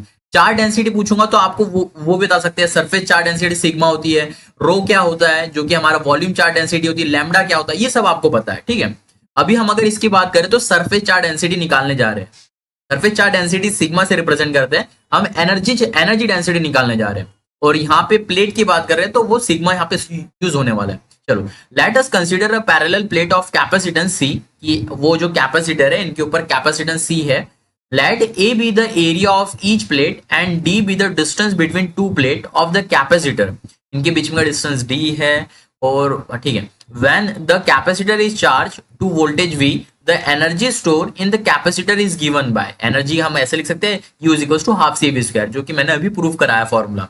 अब ये वाला फॉर्मूला तो आप भूले नहीं होंगे बिल्कुल भी कि capacitance of parallel plate capacitor क्या होता है। पिछले ही वीडियो में हमने प्रूव किए थे कि कैसे ये प्रूफ होता है ना, कि C is equal to epsilon naught A divide by D। तो ये वाला फॉर्मूला होता है। एक सिंपल वाला फॉर्मूला वो आपको याद ही है, Q is equal to CV, है ना। फॉर्मूले तो कम से कम याद रखो इनिशियल फेज में, बाकी आप एडवांस तक पढ़ना चाह रहे हो तो पूरी थ्योरी के ऊपर ध्यान दो। तो पैरेलल प्लेट कैपेसिटर जो है उसके लिए हमारे पास कैपेसिटेंस का फॉर्मूला होता है epsilon naught A divide by D। इसको नाम दे दिए इक्वेशन नंबर 2। चलो अब क्या है, हमको ये भी पता है पोटेंशियल डिफरेंस अगर हम निकाल रहे होंगे उन दोनों प्लेट्स के अराउंड, तो वो हम लिख सकते हैं V is equal to E into D. अब ये कैसे है, तो हमने प्रूफ किए थे कि electric field is equal to negative of हमारा इलेक्ट्रोस्टैटिक पोटेंशियल ग्रेडियंट।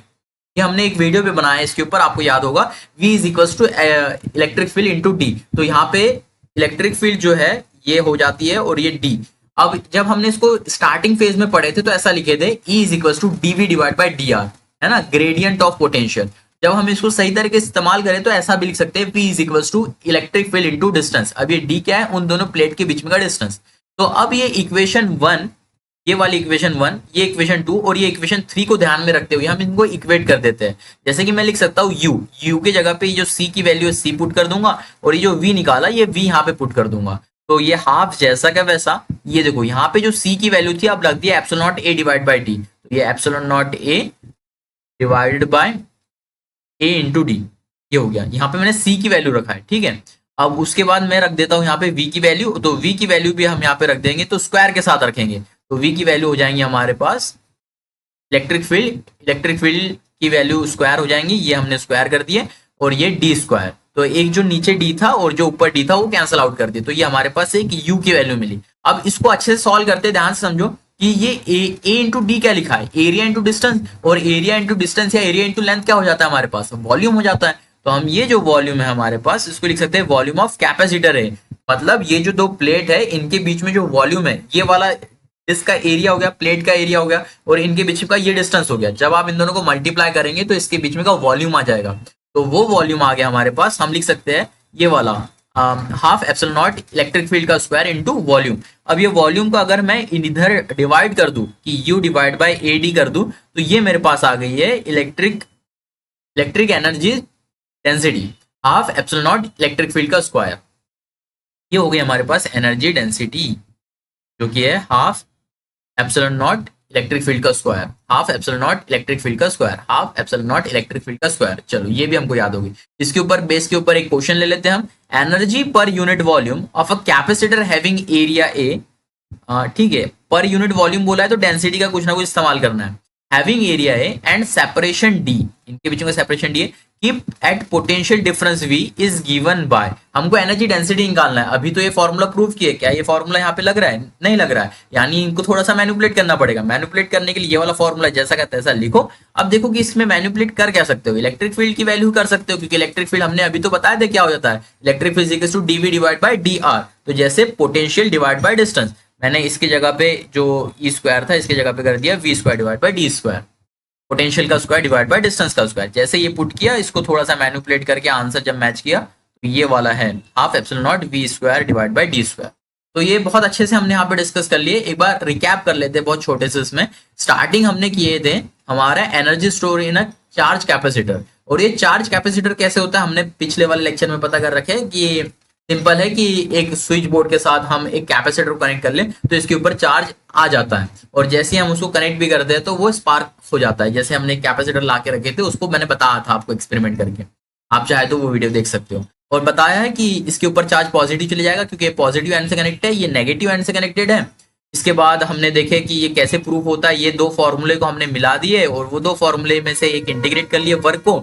यहाँ से हमारे पास वर्क आ गया और जितना वर्क किया गया उतनी ही एनर्जी स्टोर हो जाएंगी, तो ये उतनी एनर्जी स्टोर हो गई, हाफ CV स्क्वायर हमने यहाँ से फॉर्मूला प्रूव कर दिए। बाकी चाहे तो आप याद रख सकते हो। उसके बाद एनर्जी डेंसिटी क्या होती है वो थोड़ा सा बताए, और उसके बाद हमने प्रूव कर दिया एक फॉर्मूला जो कि ये है energy density is equal to half epsilon naught electric field का square.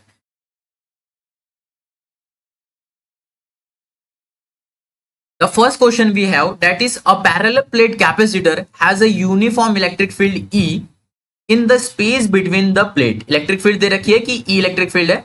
Find the distance between the plate. If the distance between the plate is D and the area of each plate is A, the energy stored in the capacitor. Energy stored in the capacitor का formula तो हम derive कर रखे half CV square. तो यहाँ पे हमको energy store in capacitor पूछ रहा है, लेकिन अब अगर हम वॉल्यूम वाले तरीके से करें, क्योंकि यहाँ पे हाफ CV स्क्वायर तो कोई मैच नहीं कर रहा है, तो हमको यहाँ दिख रहा है कि एनर्जी डेंसिटी से रिलेटेड क्वेश्चन पूछ रहा है. तो एनर्जी डेंसिटी का फॉर्मूला होता है U divide by volume is equal to half epsilon naught into electric field का स्क्वायर. ये वाला फॉर्मूला आया क्या याद? पिछले ही वीडियो में डिस्कस किए एनर्जी डेंसिटी का फॉर्मूला, जैसे यहाँ पे लिखा भी गया है. देखो इस वाले क्वेश्चन में भी डिस्कस किए थे यही सेम फॉर्मूला, और यहाँ पे हमने डिराइव किए थे UD is equal to half epsilon naught E square, E यानी इलेक्ट्रिक फील्ड का स्क्वायर. तो जैसे यहाँ पे इलेक्ट्रिक फील्ड थी तो इसलिए मैंने यही वाला फॉर्मूला इस्तेमाल किया. अब अगर ये वॉल्यूम को मैं इधर कर दूंगा ना तो मेरे पास ये एनर्जी आ जाएगी. वॉल्यूम को इधर करने के बाद एनर्जी, तो वॉल्यूम इधर मल्टीप्लाई कर दिए, तो ये वॉल्यूम यानी एरिया इंटू डिस्टेंस. तो एरिया और डिस्टेंस हमको क्वेश्चन में दे रखा है, तो ये वाला फॉर्मूला हमारा मैच करना चाहिए इन द ऑप्शन. तो ये half epsilon naught E square A D, ये वाला फॉर्मूला मैच कर गया. बहुत सिंपल सा क्वेश्चन था. चलो आगे बढ़ते हैं. Force between the plate of the parallel plate capacitor. देखो अभी थोड़ा सा एक कॉन्सेप्ट है. वो कॉन्सेप्ट क्या बोलता है कि हमने जब दो प्लेट लगाए ना कैपेसिटर की, एक है और ये दूसरी है, ये नंबर 1 के ऊपर अगर पॉजिटिव चार्ज आ गया तो मैंने इसको पॉजिटिव एंड से कनेक्ट कर रखा है, इसके ऊपर नेगेटिव आया तो उसको नेगेटिव एंड से कनेक्ट करके रखा है. क्या होता है, पॉजिटिव से इलेक्ट्रिक फील्ड निकलती है और नेगेटिव पे एंड होती है. देखा जाए तो इनके बीच में इलेक्ट्रिक फील्ड है sigma divide by epsilon not. अब कितना फोर्स लगा रहे होंगे ये बात की, तो फोर्स का फॉर्मूला आता है Q इंटू ई, यानी चार्ज, जितना चार्ज इसके ऊपर है into electric field. Electric field तो हमको पता ही है कि epsilon naught divide sigma divide by 2 epsilon not होती है. तो यहां से मैंने इलेक्ट्रिक फील्ड 1 के कारण ये बोल सकता हूं, और उसके बाद force is equal to Q, ये हमको पता ही है. जैसे ही इसके अंदर ये वैल्यू पुट करते हैं तो हमारे पास ये फॉर्मूला बन जाएगा Q square divide by 2 epsilon naught ए. ये वाला फॉर्मूला आप डिराइव कर सकते हो, इसको याद रखने की जरूरत नहीं है, थोड़ा कम इंपॉर्टेंट है, लेकिन जैसे ये वाला क्वेश्चन हम सॉल्व कर रहे हैं तो इसमें इसका काम आने वाला है कि force is equal to Q square divide by 2 epsilon naught A, है ना. ये वाला कॉन्सेप्ट, एक कॉन्सेप्ट क्लियर करो तो एक क्वेश्चन बन जाएगा ऐसा सिंपल. अब वो क्वेश्चन देखते हैं, क्वेश्चन क्या बोल रहा है हमारा. A parallel plate air capacitor has capacity C. अब यहाँ पे एयर कैपेसिटर का क्या मतलब है कि जब हमने वो दो प्लेट लिए तो इनके बीच में एयर भरी हुई है, कोई मीडियम नहीं डाले. जस्ट नेक्स्ट वाला वीडियो आपके पास मिलेगा, उसके अंदर मैं बता रहा हूँ कि हमने इन दोनों प्लेट के बीच में कुछ मीडियम डाल दिए एयर के अलावा, वो भी हम पढ़ने वाले हैं. चलो कैपेसिटी C है इसकी. Distance of separation between the plate is D and the potential difference V applied between the plate, force of attraction between the plate and the parallel plate capacitor is the. ठीक है, हमको force पता करना है. क्या बोल रहा है, फोर्स अट्रैक्शन, और सिंपल सी बात है अट्रैक्शन फोर्स ही लगेगा. यहाँ पे फॉर्मूला तो ऊपर ही मैंने प्रूफ कर रखा है, वही फॉर्मूला अगर यहाँ पे लगाए Q square divide by 2 epsilon naught ए, इससे अगर ऑप्शन मैच करने जाए तो नहीं होगा. यहाँ पे हमको क्या करना है, ये Q के जगह पे वैल्यू पुट करना है. Q is equal to CV for capacitor. जैसे Q is equal to CV रखेंगे स्क्वायर के साथ ये वैल्यू बन जाएंगी, और जैसे इनका कटापिटी कर देंगे, जैसे C से C कट जाएगा तो ये बचेगा CV square divide bye 2D. ये ऑप्शन अगर हम मैच करते हैं CV square divide bye 2D, ये option is your correct option. और D क्या है, इनके बीच में का separation distance. Electric field E क्या है, sigma divide by 2 epsilon naught. ये छोटी मोटी चीजें याद रखो ताकि आपका बेसिक कॉन्सेप्ट अच्छा बना रहे एडवांस क्वेश्चन सॉल्व करने के लिए. एक और क्वेश्चन देखते हैं. A network of 4 capacitor of capacity equal, कि C1 कैपेसिटेंस का C है, C2 का 2C है, C3 का 3C है और C4 का 4C है, are connected to a battery as shown in the figure. जैसे कि ये फिगर में हमको 4 कैपेसिटर दे रखे हैं और ये फोर्थ वाले एक से हमारी एक बैटरी कनेक्टेड है. Are connected in the ratio, then ratio of the charge of C2 और C4. ये C4 और C2 कहा है, एक बार मैं बताता हूँ आपको दूसरे वाले कलर से, कि जो C2 है वो यहाँ है और C4 है यहाँ. इन दोनों के चार्ज का रेशियो बताना है. देखो चार्ज का रेशियो बताना है तो ये जो पोटेंशियल है इसकी हमको जरूरत नहीं है, इसको हम लोग V से भी कैंसिल ही हो जाएगा, तो इसको मान सकते हैं कि ये जो V है इसकी वैल्यू 1 है. अलग अलग तरीके से सोचने का तरीका है, आप लोग सोचना सीखो कि हम इसको मान सकते हैं कि V की वैल्यू 1 हो जाए, क्योंकि रेशियो है तो V से भी कटने ही वाला है, ताकि चीजें आसान हो जाए. और C की वैल्यू तो C दे रखी है, मतलब C1 C2 की वैल्यू C के टर्म में दी है, तो C से C भी कैंसिल आउट हो जाएगा. चलो हम लोग क्या करते हैं, सबसे पहले क्या आप ये C4 के ऊपर चार्ज बता सकते हो क्या, बता सकते हैं सर क्यों? क्योंकि ये पैरेलल में लगा है, तो जितना चार्ज Q4 को मिल रहा होगा उतना ही चार्ज इन दोनों को मिल रहा होगा, ऊपर वाले तीनों को। तो यहाँ से जो चार्ज निकल रहा है उसका कुछ इसको मिल रहा होगा। हम लोग आसानी से बता सकते हैं कि रेशियो जब हमने C2 C3 का निकालेंगे, तो ये जो 4 कूलम का ये जो C4 है, ये 4C का जो चार्ज है, इसके पास चार्ज होगा 4CV। 4CV जैसे इसका हमने कैपेसिटेंस निकाल लिया और चार्ज तो इसका पता ही है हमको, और वोल्टेज इसके अक्रॉस V ही रहने वाला है। सिंपल बात है। तो ये हो गई हमारी पहली C4 की बात कि C4 इतना होने वाला है। अब ये C2 निकालना है या यहाँ हमको Q4 निकालना है। Q4 निकालने के लिए हम निकालते हैं कि इनका टोटल सीरीज में इक्विवेलेंट कितना हो रहा होगा, क्योंकि जितना चार्ज इसको मिल रहा होगा C3 को, उतना ही C2 को मिल रहा होगा और उतना ही C1 को मिल रहा होगा। तो यहाँ से कुछ चार्ज निकला और वो सबको मिल रहा होगा, और इनके अराउंड जो पोटेंशियल है वो सेम है, तो ये सीरीज में है। पोटेंशियल सेम है तो ये तीनों भी सीरीज में है। अगर मैं इसको सीरीज में ऐड करता हूं तो सीरीज में 1/C plus 1/C1 plus 1/C2 हो जाएगा। तो ये सबसे पहले 1/3C ये वाली की बात कर लिए, फिर ये 1/C2, तो 1/2C और फिर ये 1/C। इन तीनों को अपन डायरेक्टली ऐड कर सकते हैं, और डायरेक्ट ऐड करने के बाद जैसे इनका एलसीएम ले लेंगे तो 6C नीचे आ जाएगा, और इसको डिवाइड करेंगे 6C डिवाइड बाय 3C तो ऊपर 2 आ जाएगा, मैंने यहाँ 2 लिख दिया हूँ। फिर 2C डिवाइड बाय 6 करेंगे 3 आ जाएगा, 3 ऊपर लिखा है। फिर 6C डिवाइड बाय C करेंगे तो 6 आ जाएगा, ऊपर प्लस आया है 6 + 3 that is 9, 9 + 2 11, 11C divide by C। ये अपने पास फाइनल आंसर नहीं है, इसका इनवर्स लेना पड़ेगा क्योंकि ये इनवर्स है। तो यहाँ पे हमने इसका इनवर्स किया तो C इक्विवेलेंट की वैल्यू है 6 डिवाइड बाय 11C।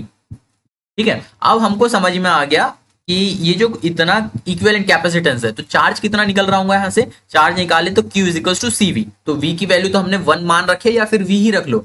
तो यहाँ से जो चार्ज निकल रहा होगा वो है C × V। तो C तो मैंने समझ लो यहाँ लिख दिया, ये C इसका और ये V। तो यही वाला चार्ज, जितना चार्ज ये C3 यहाँ से निकल रहा होगा उतना C2 को मिल रहा होगा, तो C2 को भी इतना ही चार्ज मिल रहा है 6 डिवाइड बाय V CV। अब Q2 का चार्ज हमको मिल गया है, Q4 का हमको चार्ज मिल गया है, इनका रेशियो लेना था हमको finally, the ratio of C2 divide bye C4। तो C2 वाले को ऊपर रख देंगे 6 डिवाइड बाय 11 और नीचे हम रख देंगे 4 वाले को। तो मैंने ये नीचे 4 वाले को रख दिया कि काटा पीटी करेंगे, 6 और ये 4 आपस में कट जाएगा 2 की टेबल से, 3 और डिवाइड बाय 2, ऊपर 3 है और नीचे 22 है, तो इनका रेशियो आ गया 3 डिवाइड बाय 22। बहुत ही अच्छे से आपको समझ में आया होगा, और option number B is correct, इसका ऑप्शन सही है 3 डिवाइड बाय 22।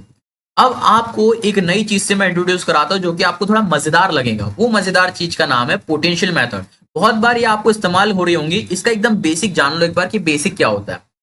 ये एक वायर है, ये .1 ये .2 है, इनके बीच में अगर कुछ भी नहीं लगा है, कुछ भी नहीं का मतलब है कि कोई भी रजिस्टर नहीं लगा है, कोई भी कैपेसिटर नहीं लगा है, कोई भी बैटरी नहीं लगी है, और ये एल का मतलब होता है इंडक्टर। एसी वाले चैप्टर 5th वाले चैप्टर में हम इंडक्टर पढ़ने वाले हैं, अभी आपको यहाँ पे इंट्रोड्यूस कर दिए छोटे से टर्म में। तो ये RC, अच्छा एल का क्या मतलब होता है वो आगे पढ़ेंगे जरूर, जैसे कि आपने सोलेनाइड पढ़ रखी है तो वैसे यहाँ पे काम करता है, ये मैग्नेटिक फील्ड स्टोर करता है, मैग्नेटिक फील्ड एनर्जी स्टोर करता है इंडक्टर हमारा। जैसे अभी हम कैपेसिटर पढ़ रहे हैं तो ये इलेक्ट्रिक चार्ज स्टोर कर रहा है, इलेक्ट्रिकल एनर्जी स्टोर कर रहा है। ठीक, अगर ये 1 और 2 के बीच में ये कोई भी एलिमेंट नहीं आ रहा इनमें से, तो हम कह देंगे कि ये जो V1 है इसके ऊपर जो पोटेंशियल है और ये V2 है इसका जो पोटेंशियल है वो बराबर है।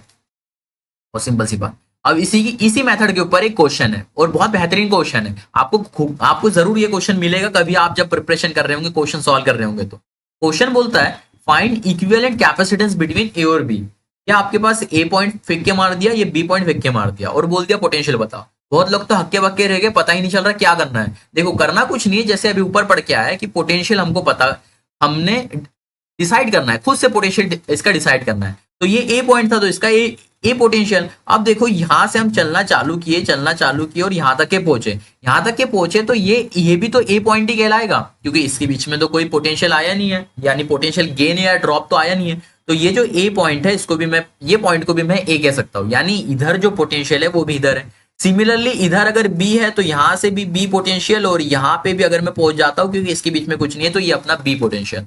बस इतना ही काम करना था, पोटेंशियल मेथड खत्म हो गई। अब देखने वाली बात है, देखना क्या है कि ये जो पहला ए और बी है, let me change the colour, कि ये जो पहला ए और बी है इनके बीच में कैपेसिटर है। ठीक है, पहला ए और बी के बीच में एक कैपेसिटर है, दूसरा ए और बी के बीच में एक और कैपेसिटर है। ठीक है, तो यहां से हम इसी के पैरेलल में लगा देते हैं इनमें एक और कैपेसिटर। देखो अच्छी बात यह है कि ए और बी के बीच में लगाना है ना, तो ये ए और बी के बीच में ही है। फिर से ए और बी के बीच में कैपेसिटर है, तो मैंने इधर से ए और बी के बीच में कैपेसिटर जोड़ दिया। ध्यान से देखो, ये तीनों कैपेसिटर सीरीज में है, पैरेलल में, ये तीनों भी है ना पैरेलल में, तो पैरेलल में डायरेक्टली ऐड हो जाते हैं, तो ये C plus C plus C that is 3C। Simple answer है 3C। बहुत लोग इसको अलग अलग तरीके से करने की कोशिश कर रहे होंगे, पर सबसे बेस्ट तरीका ये है पोटेंशियल मेथड।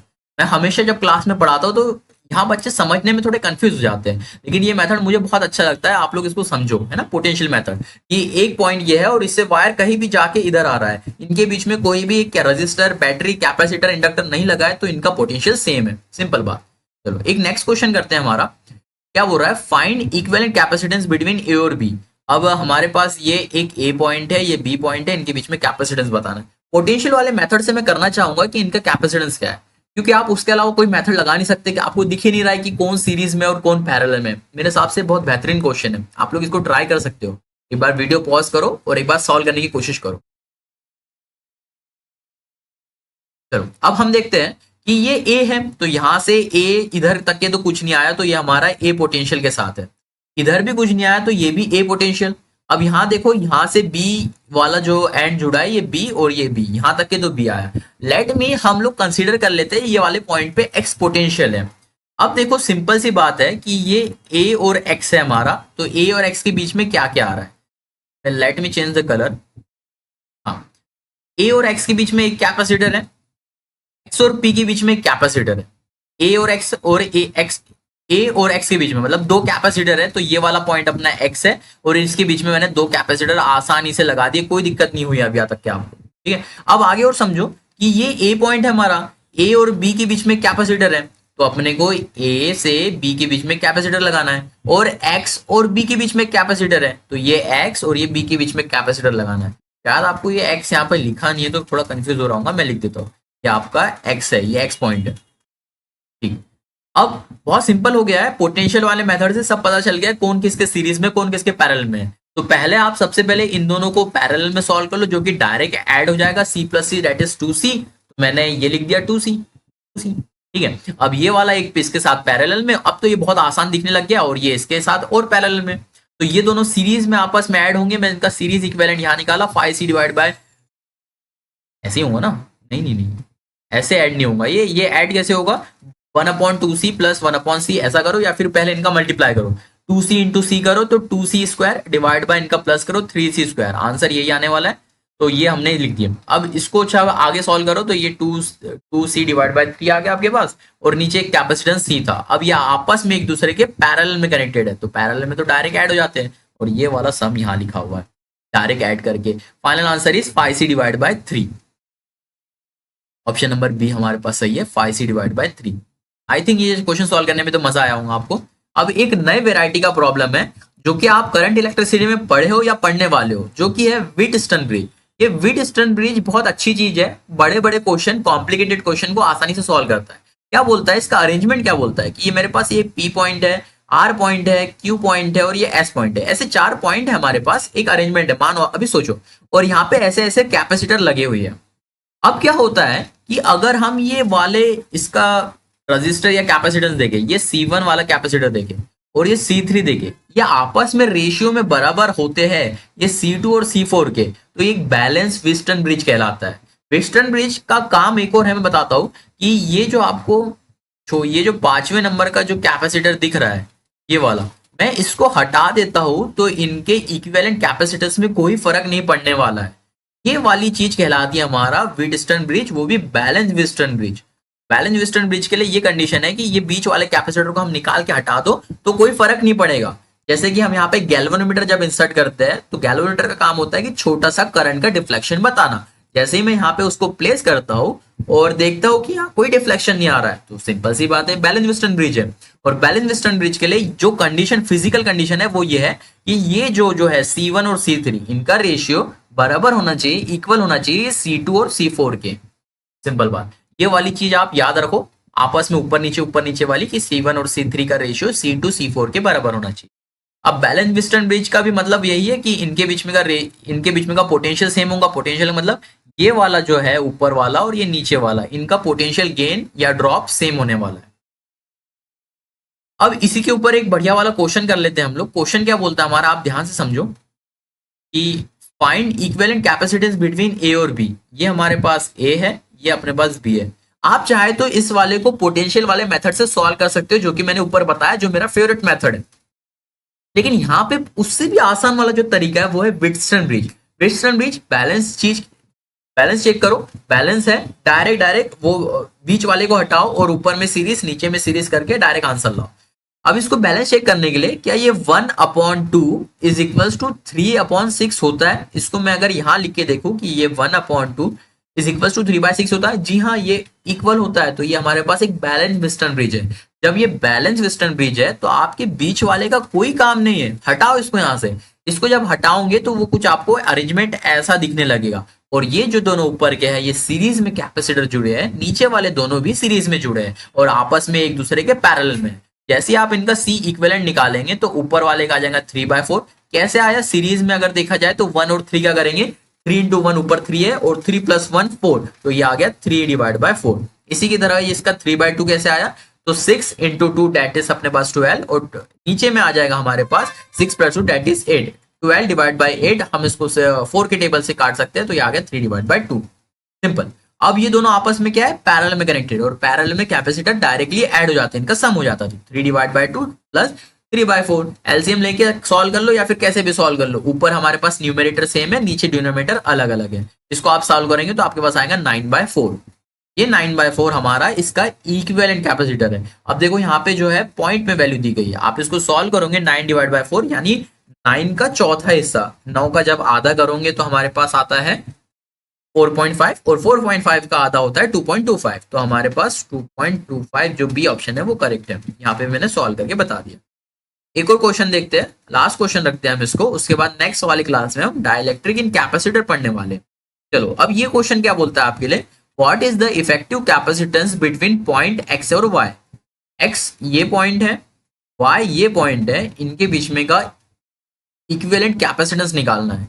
बहुत अलग अलग तरीके से कर सकते हैं हम इसको, पोटेंशियल वाले मेथड से भी कर सकते हैं। लेकिन देखो कि बैलेंस व्हिटस्टोन ब्रिज है क्या, और इसको जूम करना चाहिए मैंने इस बार, है ना, मैंने जूम कर दिया आपके लिए।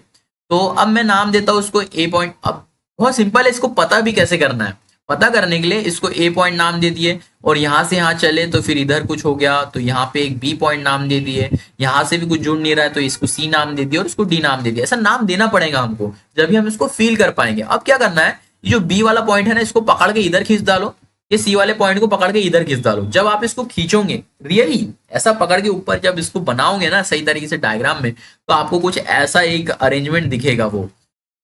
और ये अरेंजमेंट को आप चेक भी कर सकते हो कि एक्स और सी के बीच में कैपेसिटेंस है 6 माइक्रोफैरेड का, ये एक्स और ये सी के बीच में 6 माइक्रोफैरेड। फिर एक्स और बी के बीच में फिर से 6, तो ये एक्स और बी के बीच में फिर से 6। ऐसा आप इसको बना सकते हो। सी और बी के बीच में ये सी पॉइंट है, बी पॉइंट है, इनके बीच में कैपेसिटेंस है जो कि ये लगा दिया हमने। इतना हमारे समझ में आ रहा है, ठीक है। तो ये एक अरेंजमेंट बन गया। अब चेक करो कि ये बैलेंस व्हिटस्टोन ब्रिज है क्या। तो 6/6 दैट इज 1, ये बैलेंस व्हिटस्टोन ब्रिज है। बीच वाले को हटाओ, 6 और 6 का क्या हो जाएगा सीरीज में, फॉर्मूला लगाओ सिंपल सा, C/n। तो यहाँ पे आ जाएगा 6/2 दैट इज 3। तो ऊपर 3 आ गया और इधर भी 6 है। तो नंबर कैपेसिटेंस, इसका फॉर्मूला क्या होता है, मैं एक बार रिवाइज कर रहा हूँ आपको कि C इक्विवेलेंट जब हमारे पास n number of register in series लगे तो एक कैपेसिटर का जो कैपेसिटेंस है divide by number of capacitance. Formula आपको याद होगा C/n फॉर इक्विवेलेंट कैपेसिटेंस। जब हमारे पास n कैपेसिटर लगे हो, सारों का कैपेसिटेंस C दे रखा हो, ये 3 हो गया, ये भी 3 हो गया। अब ये दोनों आपस में एक दूसरे के पैरेलल में और पैरेलल में डायरेक्ट ऐड हो जाते हैं, तो C इक्विवेलेंट की वैल्यू आ गई 6, और ये है हमारे पास आंसर 6 माइक्रोफैरेड। बहुत आसान से क्वेश्चन थे, सिंपल क्वेश्चन थे, आपसे बन गए होंगे।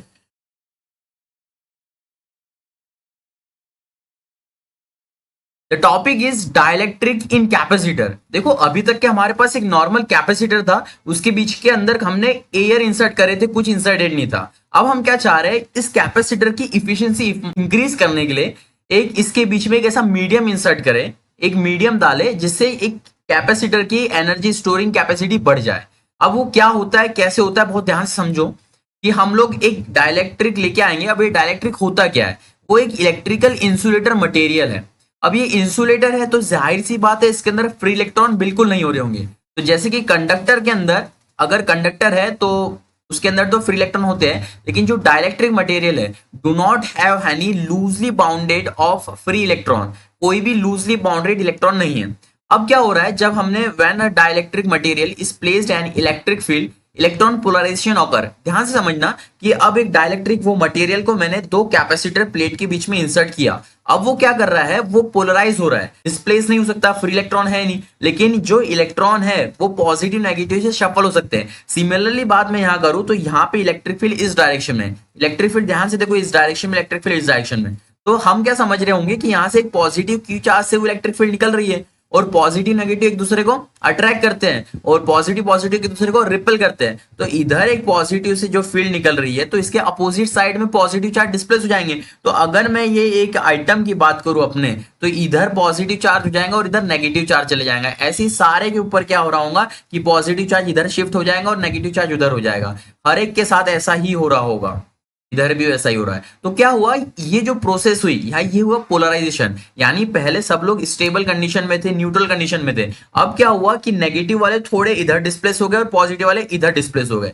अब इसके कारण एक बहुत बढ़िया फिनोमिना होता है, आगे मैं उसका नाम लेने वाला हूं, वो फिनोमिना का नाम है इंड्यूस इलेक्ट्रिक फील्ड जनरेट होंगी। अब ये इंड्यूस इलेक्ट्रिक फील्ड क्या होती है, मैं आपको दो शब्दों में समझा दूं कि एक जैसे हमने कैपेसिटर है, इसमें इलेक्ट्रिक फील्ड इस डायरेक्शन में थी, पॉजिटिव से लेकर नेगेटिव डायरेक्शन में, इसके बीच में जो डाइलेक्ट्रिक इंसर्ट किए, इसी के अंदर ही अंदर अब क्या हो रहा है, वो जो हमने कैपेसिटर मटेरियल इंसर्ट किए उस मटेरियल के अंदर अपोजिट डायरेक्शन में इलेक्ट्रिक फील्ड चल रही है।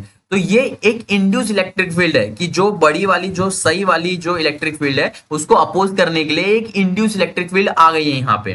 जैसे यहाँ पे उसकी बात करते हैं हम लोग, dielectric slab between the plate capacitor, अगर हम लोग उसको डाइलेक्ट्रिक को इंसर्ट करते हैं कैपेसिटर के बीच में, तो due to the polarization induce charge appear in dielectric. Induce charge का मतलब यही है कि जो पोलराइजेशन हुआ उसको हम इंड्यूस चार्ज बोल रहे हैं, और इंड्यूस चार्ज के ही जरिए हमारे पास इंड्यूस इलेक्ट्रिक फील्ड जनरेट हुई है।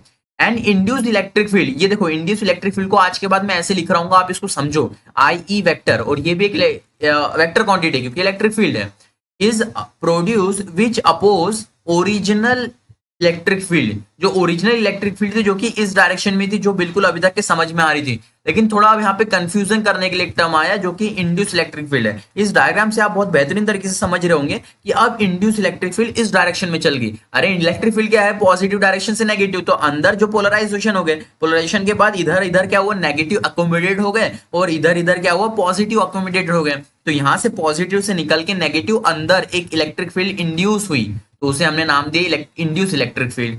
चलो तीसरे पॉइंट में मैंने ये लिखा हुआ आपके लिए, the electric induce field decrease net electric field inside dielectric. बिल्कुल सिमिलर बात है कि आपने ई नॉट तो इधर वाले डायरेक्शन में था, लेकिन अब जो है इंड्यूस इलेक्ट्रिक फील्ड अब इस डायरेक्शन में होंगी, तो ये कुछ अपोज करेंगे। हम चाहे तो उसको कैसा लिखेंगे, ई नेट जो लिखेंगे अब हम लोग, कि जब आप इस कैपेसिटर की बात करेंगे इसमें कितनी इलेक्ट्रिक फील्ड है आफ्टर इंसर्टिंग द डाइलेक्ट्रिक, बहुत बढ़िया, आफ्टर इंसर्टिंग द डाइलेक्ट्रिक, कि हमने डाइलेक्ट्रिक इंसर्ट करने के बाद यहाँ पे ई नेट की वैल्यू बताओ, तो आप क्या करोगे, जो पहले थी ई नॉट जो कि ज्यादा होंगी, ज्यादा क्यों होंगी, क्योंकि ये वाला जो मटेरियल है इसके पास पोलराइजेशन चार्ज नहीं है, इसके पास अलग से मतलब इलेक्ट्रिक फील्ड वाला चार्ज है, तो ये वाली पूरी प्लेट पॉजिटिवली चार्ज है, इसके पास कोई नेगेटिव नहीं है, ये वाली प्लेट पूरी नेगेटिव है, तो इसके पास इसकी इलेक्ट्रिक फील्ड ज्यादा ही होंगी, और ये जो अंदर है इनमें पोलराइजेशन से इंड्यूस फील्ड हुई है, जो कि बहुत थोड़ी सी इलेक्ट्रिक फील्ड इंड्यूस हुई है या बनी है।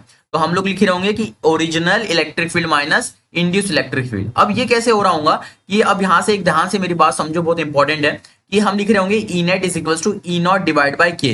ये ई नॉट डिवाइडेड बाई के क्या है, ध्यान समझो, जो इलेक्ट्रिक फील्ड है जो ओरिजिनल थी उसमें हम डिवाइड कर लेंगे के से। अब ये के क्या है, ध्यान से समझो, के इज अ डाइलेक्ट्रिक कांस्टेंट, कि एक मटेरियल है, हर एक मटेरियल का डाइलेक्ट्रिक कांस्टेंट होता है कि वो कितनी इलेक्ट्रिक फील्ड को रोक सकता है, कितनी अपोज कर सकता है, कि इलेक्ट्रिक फील्ड आप भेज रहे हो इस डायरेक्शन में, इस डायरेक्शन में, मेरे पास जो मटेरियल है, मैंने जो इसमें बीच में मटेरियल डाल रखा हूं, ये कितनी इलेक्ट्रिक फील्ड को रोक सकता है, ये एक डाइलेक्ट्रिक कांस्टेंट कहलाता है। तो यहाँ पे हम लोग उसको इनवर्सली मानते हैं कि हाँ यहाँ पे जो के की वैल्यू है वो इसके ई नेट के जो आ रही होंगी उसके इनवर्सली प्रोपोर्शनल आएंगी, जो E net is inversely proportional to K. तो जो जितनी ज्यादा के की वैल्यू होंगी उतनी ज्यादा नेट इलेक्ट्रिक फील्ड की वैल्यू कम होगी, यानी जो मेरा मटेरियल है इसकी अगर डाइलेक्ट्रिक की वैल्यू बड़ी है तो जो नेट इलेक्ट्रिक फील्ड होंगी उसकी वैल्यू घट जाएंगी। चलो इतनी बात समझ में आ गया आपको, तो मैं लिख सकता हूँ E net is equal to E naught minus E I, जो मैंने अभी समझा आपको, is equal to E naught divide by K. ये ई नॉट क्या है, ओरिजिनल इलेक्ट्रिक फील्ड। तो ओरिजिनल इलेक्ट्रिक फील्ड तो जो हमने अप्लाइड की वो हम लोग निकाल ही सकते हैं। फॉर्मूला भी आपको याद है, हमने सेकंड चैप्टर में पढ़े। ई जो electric field is equals to क्या होती है, पोटेंशियल इनटू डिस्टेंस। अगर सिंपल तरीके से देखें तो, अगर ग्रेडियंट वाले तरीके से देखें तो आप बोलेंगे कि electric field is equals to negative of potential gradient. Simple simple simple.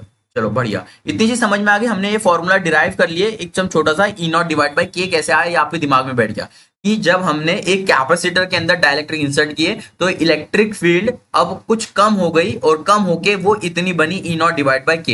ये के क्या है, डाइलेक्ट्रिक कांस्टेंट है। डाइलेक्ट्रिक कांस्टेंट हर एक मटेरियल का होता है, जनरली हमको क्वेश्चन में दे रखा हूँ। अभी हम क्वेश्चन सॉल्व करेंगे तो और अच्छे समझ में आएगा। तो के क्या है, डाइलेक्ट्रिक कांस्टेंट। चलो आगे बढ़ते हैं। अब वही सिंपल सी अगर बात करें तो पहले जब हम पोटेंशियल डिफरेंस निकालते थे और फिर बाद में जब डाइलेक्ट्रिक इंसर्ट हुआ तो क्या फर्क पड़ा, ध्यान से समझो कि पैरेलल प्लेट से ही हम लोग इसके अंदर लगा रहे हैं। यानी हमारे पास पैरेलल प्लेट है, ये मेरे पास पैरेलल प्लेट कैपेसिटर है, ये पॉजिटिव एंड से मैंने इसको कनेक्ट किया है, ये नेगेटिव एंड मैंने इसको नेगेटिव एंड से कनेक्ट किया और ये मेरा कैपेसिटर बन गया। कैपेसिटर बन गया, एक इलेक्ट्रिक फील्ड बनी यहाँ पे, ओरिजिनल इलेक्ट्रिक फील्ड जिसको कह रहे हैं, ओरिजिनल इलेक्ट्रिक फील्ड बनी, उसके कारण कुछ पोटेंशियल डिफरेंस जनरेट हुआ। कितना हुआ, delta V is equal to E into D. ये ई क्या है, इलेक्ट्रिक फील्ड, यहाँ पे जो ई नॉट की वैल्यू है, डी क्या है, इनके बीच में का distance D. Small D is representing the distance between that two plate, positive and negative. और फिर से एक बार बता दूं कि ये जो पॉजिटिव चार्ज है और इस पे नेगेटिव चार्ज है वो इक्वल और अपोजिट होता है, इसलिए हम उसको कैपेसिटर कहते हैं। अच्छा, कैपेसिटर को एक और नाम से जानते हैं जो कि मार्केट में इस्तेमाल होता है, वो आप लोग बताओ मेरे को। कंडेंसर, ठीक है, उसका नाम कहते हैं कंडेंसर। तो कंडेंसर भी हम इस कैपेसिटर को बोल देते हैं। तो अब हम जब ओरिजिनल पोटेंशियल डिफरेंस लिख रहे होंगे तो लिखेंगे original electric field into D. इसमें किसी को कोई दिक्कत नहीं है, कोई दिक्कत नहीं है। लेकिन अब यहाँ पे बात समझो कि अब हमने डाइलेक्ट्रिक इंसर्ट कर दिए। डाइलेक्ट्रिक इंसर्ट करने से जो इलेक्ट्रिक फील्ड है वो अब ई नॉट डिवाइड बाई के है। अब कोई मेरे से ये ना पूछे सर ये ई नॉट डिवाइड बाई के कैसे आई, हमको पता है ई नॉट डिवाइड बाई कैसे आई, क्योंकि हमने डाइलेक्ट्रिक इंसर्ट किया। और डाइलेक्ट्रिक कांस्टेंट एक चीज होती है एक मटेरियल की, इस मटेरियल की वो के है, तो इसको हमने इनवर्सली प्रोपोर्शनल के साथ ई नॉट डिवाइड बाई के लिख दिए। सिंपल। अब जो इलेक्ट्रिक फील्ड है नेट तो इसी डायरेक्शन में रहेंगे। अच्छा, कोई ये ना बोले सर इधर वाले डायरेक्शन में, अब डायरेक्शन नहीं, बड़े वाली इधर थी छोटे वाली इधर थी, तो बड़े वाले का डोमिनेंट इधर ही रहेंगी, तो डायरेक्शन इधर ही रहेंगी इलेक्ट्रिक फील्ड की, पॉजिटिव से लेकर नेगेटिव तक के। लेकिन अब इतनी हो गई, तो जब हमने डाइलेक्ट्रिक इंसर्ट किए तो आपके पास पोटेंशियल कितना आया, पोटेंशियल का फॉर्मूला होता है ईडी, सिंपल फॉर्मूला ईडी होता है। अब ये जो ई की वैल्यू है जो इलेक्ट्रिक फील्ड है वो original electric field divide by के हो गई, तो ये original electric field divide by के, और ये डी चुपचाप जैसा वैसा बैठा है। और ये ई नॉट डी क्या होता है, ओरिजिनल पोटेंशियल डिफरेंस, तो original potential difference divide by D. यानी अब क्या हो, हमने यहां से डिराइव क्या की, ये आप ध्यान से समझो। मैंने ये पता लगाया कि पोटेंशियल में कितना चेंज आएगा जितना इलेक्ट्रिक फील्ड में आ रहा है। कैसे, क्योंकि इधर भी वही रिलेशन था ई नॉट डिवाइड बाय के और इधर भी वी नॉट डिवाइड बाय के, यानी ये के से ही डिफर हो रही है। मैंने यहाँ ये पता लगाया कि पोटेंशियल में कितना चेंज आ रहा, तो पोटेंशियल से में भी डिवाइड बाय इनवर्सली प्रोपोर्शनल के ही चेंज आ रहा है। चलो अब हमने पोटेंशियल की बात कर ली है, अब हम बात कर सकते हैं हमारे कैपेसिटेंस की, क्योंकि जो भी है हमारा कैपेसिटेंस ही इंपॉर्टेंट है। तो जब हम बात कर रहे होंगे capacitance of parallel plate capacitor with dielectric, जब हमने डाइलेक्ट्रिक इंसर्ट नहीं किए थे तो वो हमारे लिए सी नॉट क्या था, कैपेसिटेंस। तो सी नॉट का फॉर्मूला आपको अगर याद नहीं रहता, मैंने आपको फॉर्मूला याद कराया था, Q is equal to C V. तो ये Q is equal to C V. आप जब यहाँ से कैपेसिटेंस लिखोगे तो C is equal to Q divide by V। तो ओरिजिनल की बात कर रहे हैं इसलिए capacitance original is equal to charge divide by voltage original. Charge तो उतना ही रहेगा, ये चार्ज नहीं बदलने वाला है। चलो सिंपल। तो अब जब हमने डाइलेक्ट्रिक इंसर्ट कर दिए, जब वो दोनों प्लेट के बीच में एक मीडियम डाल दिया हो, उसके बाद क्या हो रहा है कि V नॉट की वैल्यू इसमें बदल गई है, C की वैल्यू क्या हो रही होंगी कि Q divide by V not divide bye K। इसको जब आप रीअरेंज करके लिखोगे तो ये K ऊपर चले जाएगा, तो ये K ऊपर चले गया और ये K divide by V not, ये Q divide by V not. ये आपके पास एक कैपेसिटेंस का बढ़िया फॉर्मूला बन गया, ओरिजिनल कैपेसिटेंस का। आप इसको अगर कंपेयर करें, अब देखो यहाँ पे में बहुत बढ़िया क्वेश्चन है।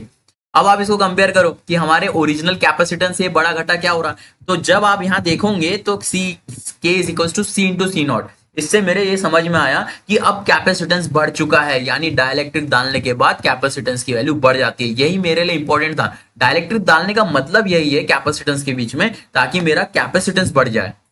बढ़िया बढ़िया बढ़िया बढ़िया। यहाँ से हमारा के से कैपेसिटेंस बढ़ गया। यानी सिंपल सी बात है कि अगर मैं दो डाइलेक्ट्रिक का कांस्टेंट इंट्रोड्यूस कर रहा हूँ इन बिटवीन मेरे कैपेसिटर के बीच में, तो वो 2 टाइम्स हो जाएगा ओरिजिनल के, तो इफिशियंसी बढ़ गई, अब ज्यादा एनर्जी स्टोर करेगा। फॉर्मूला है हमारे पास हाफ CV स्क्वायर, तो यहाँ से हमारे काम में आ जाएगा। इतनी बात मेरे ख्याल से आपके समझ में आ गई। तो अब कैपेसिटेंस बढ़ चुका है, एनर्जी ज्यादा स्टोर कर रहा होगा। एक न्यूमेरिकल प्रॉब्लम लेते हैं, बहुत छोटा सा है, आप चाहे तो उसको ट्राई करो। प्रॉब्लम क्या कहता है, अ parallel plate condenser with oil between the plate. देखो बहुत लोग है ना क्वेश्चन से डर रहे हैं, मैं अभी भी देख रहा हूं जब हम क्वेश्चन सॉल्व कर रहे हैं तो आप लोग क्वेश्चन को स्किप कर दे रहे हो या क्वेश्चन पढ़ नहीं रहे हो। क्वेश्चन करना है, इंपॉर्टेंट है, यही तो हमारे जो हमने थ्योरी चीज पढ़ी उसको प्रैक्टिकल नजरिए से देख रहा होगा। तो आप लोग क्वेश्चन को पढ़ के और समझने की कोशिश करो, बाकी आगे आता नहीं आता वो हम समझेंगे, ठीक है। तो क्वेश्चन को खुद से पढ़ो और समझो। A parallel plate condenser with oil between the plates, और ऑयल का डाइलेक्ट्रिक कांस्टेंट दे रखा है K is equal to 2, as a capacitance C। तो कैपेसिटेंस C दे दिया है और K की वैल्यू दे दिया है।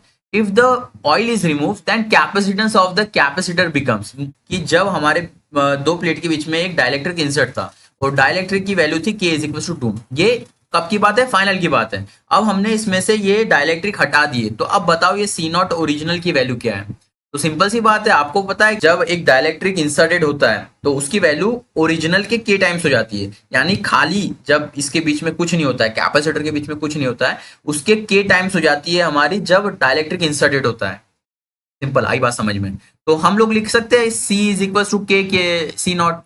तो यही से आपको अब C नॉट की वैल्यू निकालना है, तो यहाँ से 2 उधर भेज दो क्योंकि K की वैल्यू 2 थी, तो यहाँ से C नॉट की वैल्यू आ गई आपकी जो ओरिजिनल था C डिवाइड बाई 2। सिंपल को सा क्वेश्चन था, डी इसका ऑप्शन है C डिवाइड बाई 2। चलो,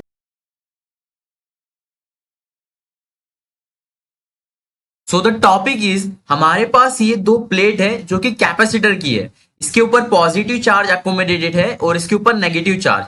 अब हम इसके बीच में एक डाइलेक्ट्रिक इंसर्ट करते हैं और वो डाइलेक्ट्रिक का कांस्टेंट K है। अब ये टी थिकनेस का इंसर्ट करते हैं। हमने पिछले वाले वीडियो में पढ़ रखा है, अगर ये पूरे स्लैब में भर दे, कि टी थिकनेस का ना भर के पूरे स्लैब में भर दिया जाए, पूरे स्पेस में भर दिया जाए, तो इसका जो कैपेसिटेंस होता है वो होता है epsilon naught A divide by D. वो D इसी के लेंथ के बराबर हो जाता है। लेकिन अब इस वाली कंडीशन में हम क्या कर रहे हैं, उसकी थिकनेस को T रख रहे हैं और इतनी जगह जो स्पेस है ये खाली रख रहे हैं। अब हमको बताना है कि इसका कैपेसिटेंस कैसे बढ़ रहा है, क्या बहुत ज्यादा बढ़ रहा है, कैसे बढ़ रहा है, बहुत ज्यादा इंपॉर्टेंट होने वाला है। हो सकता है आपसे ऐसा क्वेश्चन पूछ ले, derive an expression for the capacitance of the parallel plate capacitor with a dielectric slab of some thickness between the plate of the capacitor, यानी कुछ टी थिकनेस का इसके अंदर अब हम डाइलेक्ट्रिक इंसर्ट करने वाले डाइलेक्ट्रिक स्लैब।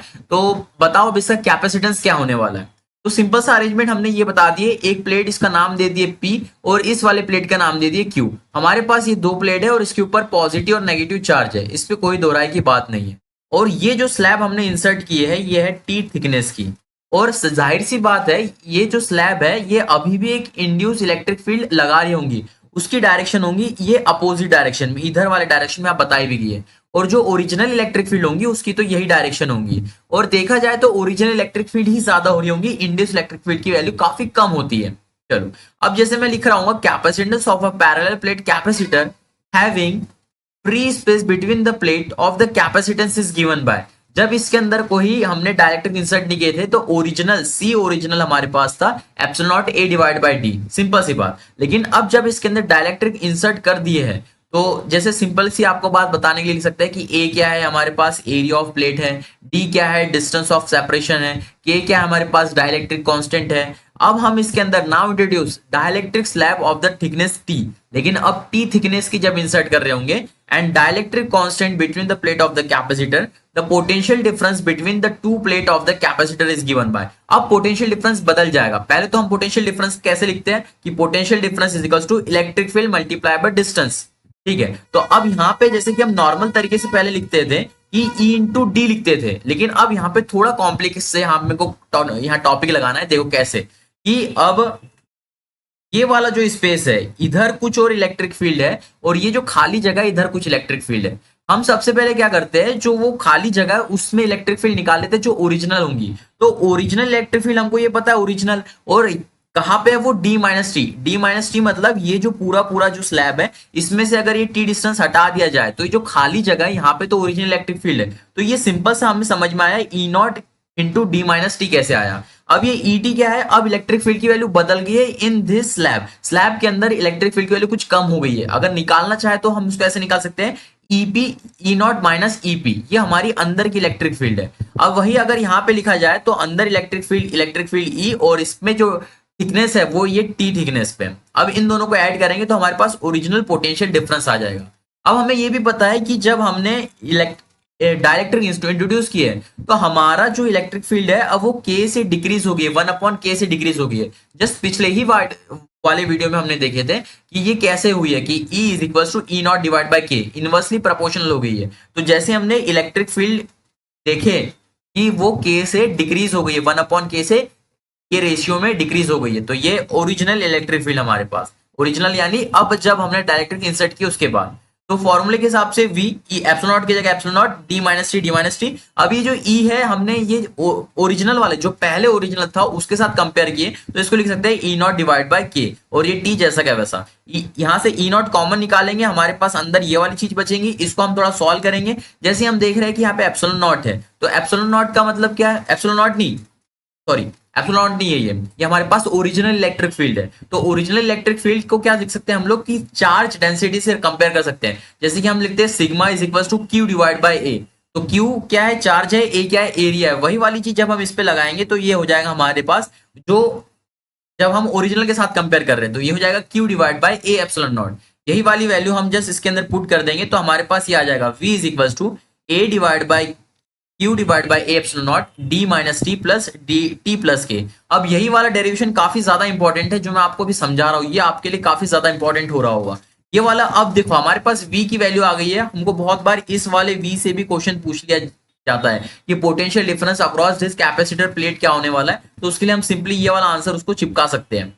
ठीक, लेकिन अगर हमको कैपेसिटेंस पूछता है तो कैपेसिटेंस का फॉर्मूला क्या होता है, Q is equal to CV, या फिर आप इसको इनवर्सली प्रोपोर्शनल करके ऐसे लिख सकते हैं C is equal to Q divide by V। तो ये C is equal to Q divide by V हमने लिखे और V की वैल्यू इसमें पुट कर दिए। Q ने Q को मार दिया और ये इनवर्सली प्रोपोर्शनल, ये जो A divide by epsilon not था ये घूम फिर के ऊपर चले जाएगा। तो अब हमारे पास जो कैपेसिटेंस की वैल्यू आई है after inserting the dielectric in between the capacitor of distance D, but the dielectric की जो हमारे पास लेंथ है वो है T। तो ये T क्या है हमारे पास, जो डाइलेक्ट्रिक का जो लेंथ है, और D क्या है कि हमारे कैपेसिटर के दो प्लेट के बीच में जो डिस्टेंस है। तो ये वाला जो हमारे पास फॉर्मूला है काफी ज्यादा इंपॉर्टेंट है। फॉर्मूला क्या बोलता है, C is equal to A epsilon naught divided by D minus T plus D T divide by K. अब इसको कैसे याद रखना है, जब हम नॉर्मल कंडीशन में पढ़ते थे तो लिखते थे ए epsilon naught divide by D. अब इधर D के साथ क्या हुआ, T माइनस हो गया। अब हमने T माइनस तो कर दिए लेकिन एक डाइलेक्ट्रिक इंसर्ट तो किए थे तो उसको ऐड करना पड़ेगा, तो उसकी थिकनेस T डिवाइड बाय के साथ हमने उसको ऐड कर दिए। आई थिंक ये फॉर्मूला आपको बहुत अच्छे से समझा है, एक बार मैं फिर से समझा दूं कि हमको फॉर्मूला याद था ए epsilon naught divide by D, लेकिन अब हमको यहाँ पे कुछ इंसर्ट जो हमने किए डाइलेक्ट्रिक उसको भी मद्देनजर रखना है। तो हम कैसे कर रहे हैं कि इधर लिख रहे हैं D माइनस टी, तो हमने पूरा डाइलेक्ट्रिक स्लैब को हटा दिए, लेकिन उसको इंसर्ट भी करना है with reference to dielectric constant, तो हमने प्लस T डिवाइड बाय के कर दिए। बहुत सिंपल, ये आ गया हमारे पास कैपेसिटेंस। कैपेसिटेंस का फॉर्मूला आपको याद हो गया है, ए epsilon naught divide by D minus T plus T divide by के। बहुत सिंपल, बहुत सिंपल, शाबाश। चलो अब इसी का सेकंड प्रकार का एक न्यूमेरिकल प्रॉब्लम देखो। अभी हमने डाइलेक्ट्रिक इंसर्ट किए थे, डाइलेक्ट्रिक क्या होता है, एक इंसुलेटर मटेरियल होता है, बहुत क्लियर है, मजा आ गया। चलो अब क्या इंसर्ट करने वाले, हम एक कंडक्टिंग स्लैब इंसर्ट करें। हो सकता है आपसे ये क्वेश्चन पूछ लिया जाए कि कंडक्टिंग स्लैब इंसर्ट करें। बहुत अच्छे से आपको पता है कि एक कंडक्टिंग स्लैब जो होता है, जो कंडक्टर होता है, वो इलेक्ट्रिक फील्ड को पार नहीं करता है, यानी उसमें कोई भी इलेक्ट्रिक फील्ड जनरेट नहीं हो रही होंगी, सिंपल बात। तो यही वाला पॉइंट से हम यहाँ पे बात आगे करने वाले हैं। Derive an expression for the capacitance of a parallel plate capacitor with conducting slab between them। अब हम यहाँ पे क्या इंट्रोड्यूस करने वाले, कंडक्टिंग स्लैब जिसके पास फ्री इलेक्ट्रॉन होते हैं। चलो अब देखो, जब नॉर्मल की बात थी तो ये एक्स प्लेट हमारे और ये वाई प्लेट कैपेसिटर की प्लेट है। ओरिजिनल इलेक्ट्रिक फील्ड इस डायरेक्शन में थी और इसके बीच में वैक्यूम था, कुछ भी भरा हुआ नहीं था, और इनके बीच में का डिस्टेंस था स्मॉल d। अब हमने क्या किए, एक टी थिकनेस की कंडक्टिंग स्लैब या मेटल स्लैब भी इसको बोल सकते हैं हम लोग। और हमें पता है जब हम इसके अंदर इंट्रोड्यूस करेंगे तो जो नेगेटिव चार्ज है इधर चले जाएंगे और पॉजिटिव इधर चले जाएंगे। सिंपल सी बात है, नेगेटिव पॉजिटिव एक दूसरे को अट्रैक्ट कर रहे होंगे और पॉजिटिव एक दूसरे को रिपेल कर रहे होंगे। तो यही वाला फिनोमिना यहाँ पे पोलराइजेशन हुआ है, और यहाँ पे जब हम देख रहे हैं तो इलेक्ट्रिक फील्ड की वैल्यू 0 है, होने वाली है। जब हम ओरिजिनल कैपेसिटर लिखते थे तो capacity of parallel plate capacitor having vacuum, जब इसके अंदर वैक्यूम या एयर होता था, देखा जाए तो बहुत माइक्रोस्कोपिक लेवल पे जाएंगे तो वॉल्यूम, वैक्यूम और एयर में कुछ डिफरेंस होता है, लेकिन जब हम लोग अभी जो स्टैंडर्ड फिजिक्स पढ़ रहे हैं इसमें वैक्यूम और एयर को एक जैसा ट्रीट करते हैं हर जगह पे। आप जब रिफ्लेक्शन वाली चीज पढ़ रहे होंगे तो उसमें भी हम वैक्यूम और एयर को सिमिलर मान लेते हैं, और यहाँ पे भी जब हम कैपेसिटर या कोई और चीज पढ़ रहे होंगे तो वैक्यूम और air is equal to similar thing, similar medium. अब ओरिजिनल जब हम लिख रहे थे सी नॉट की वैल्यू हमारे पास हो गई थी epsilon naught A divide by D, इसमें कोई दोहराई नहीं, बहुत सिंपल सी बात है। अब हम इसके अंदर जो कंडक्टिंग स्लैब इंट्रोड्यूस करने वाले हैं टी थिकनेस की, उसके कारण क्या होने वाला है कि कैपेसिटर इक्वल और opposite charge appear on the two faces of conducting slab, electric field inside the conducting slab is zero. तो ये वाली बात जो मैंने आपको पहले बताई कि इसके अंदर कंडक्टिंग स्लैब के अंदर इलेक्ट्रिक फील्ड की वैल्यू जीरो होने वाली है, कोई भी इलेक्ट्रिक फील्ड इंड्यूस नहीं हो रही है। Now the electric field exists only in the region of thickness d minus t। अब ये वाली बात समझी क्या कि हमारे पास ये जो थिकनेस है, ये जो थिकनेस है, let me change the colour of my marker blue, ये वाली जो थिकनेस है इसके अंदर कोई भी इलेक्ट्रिक फील्ड नहीं हो रही है। और हम इलेक्ट्रिक फील्ड की क्यों बात कर रहे हैं, ताकि हम पोटेंशियल वाला फॉर्मूले को सही तरीके से लिख सके।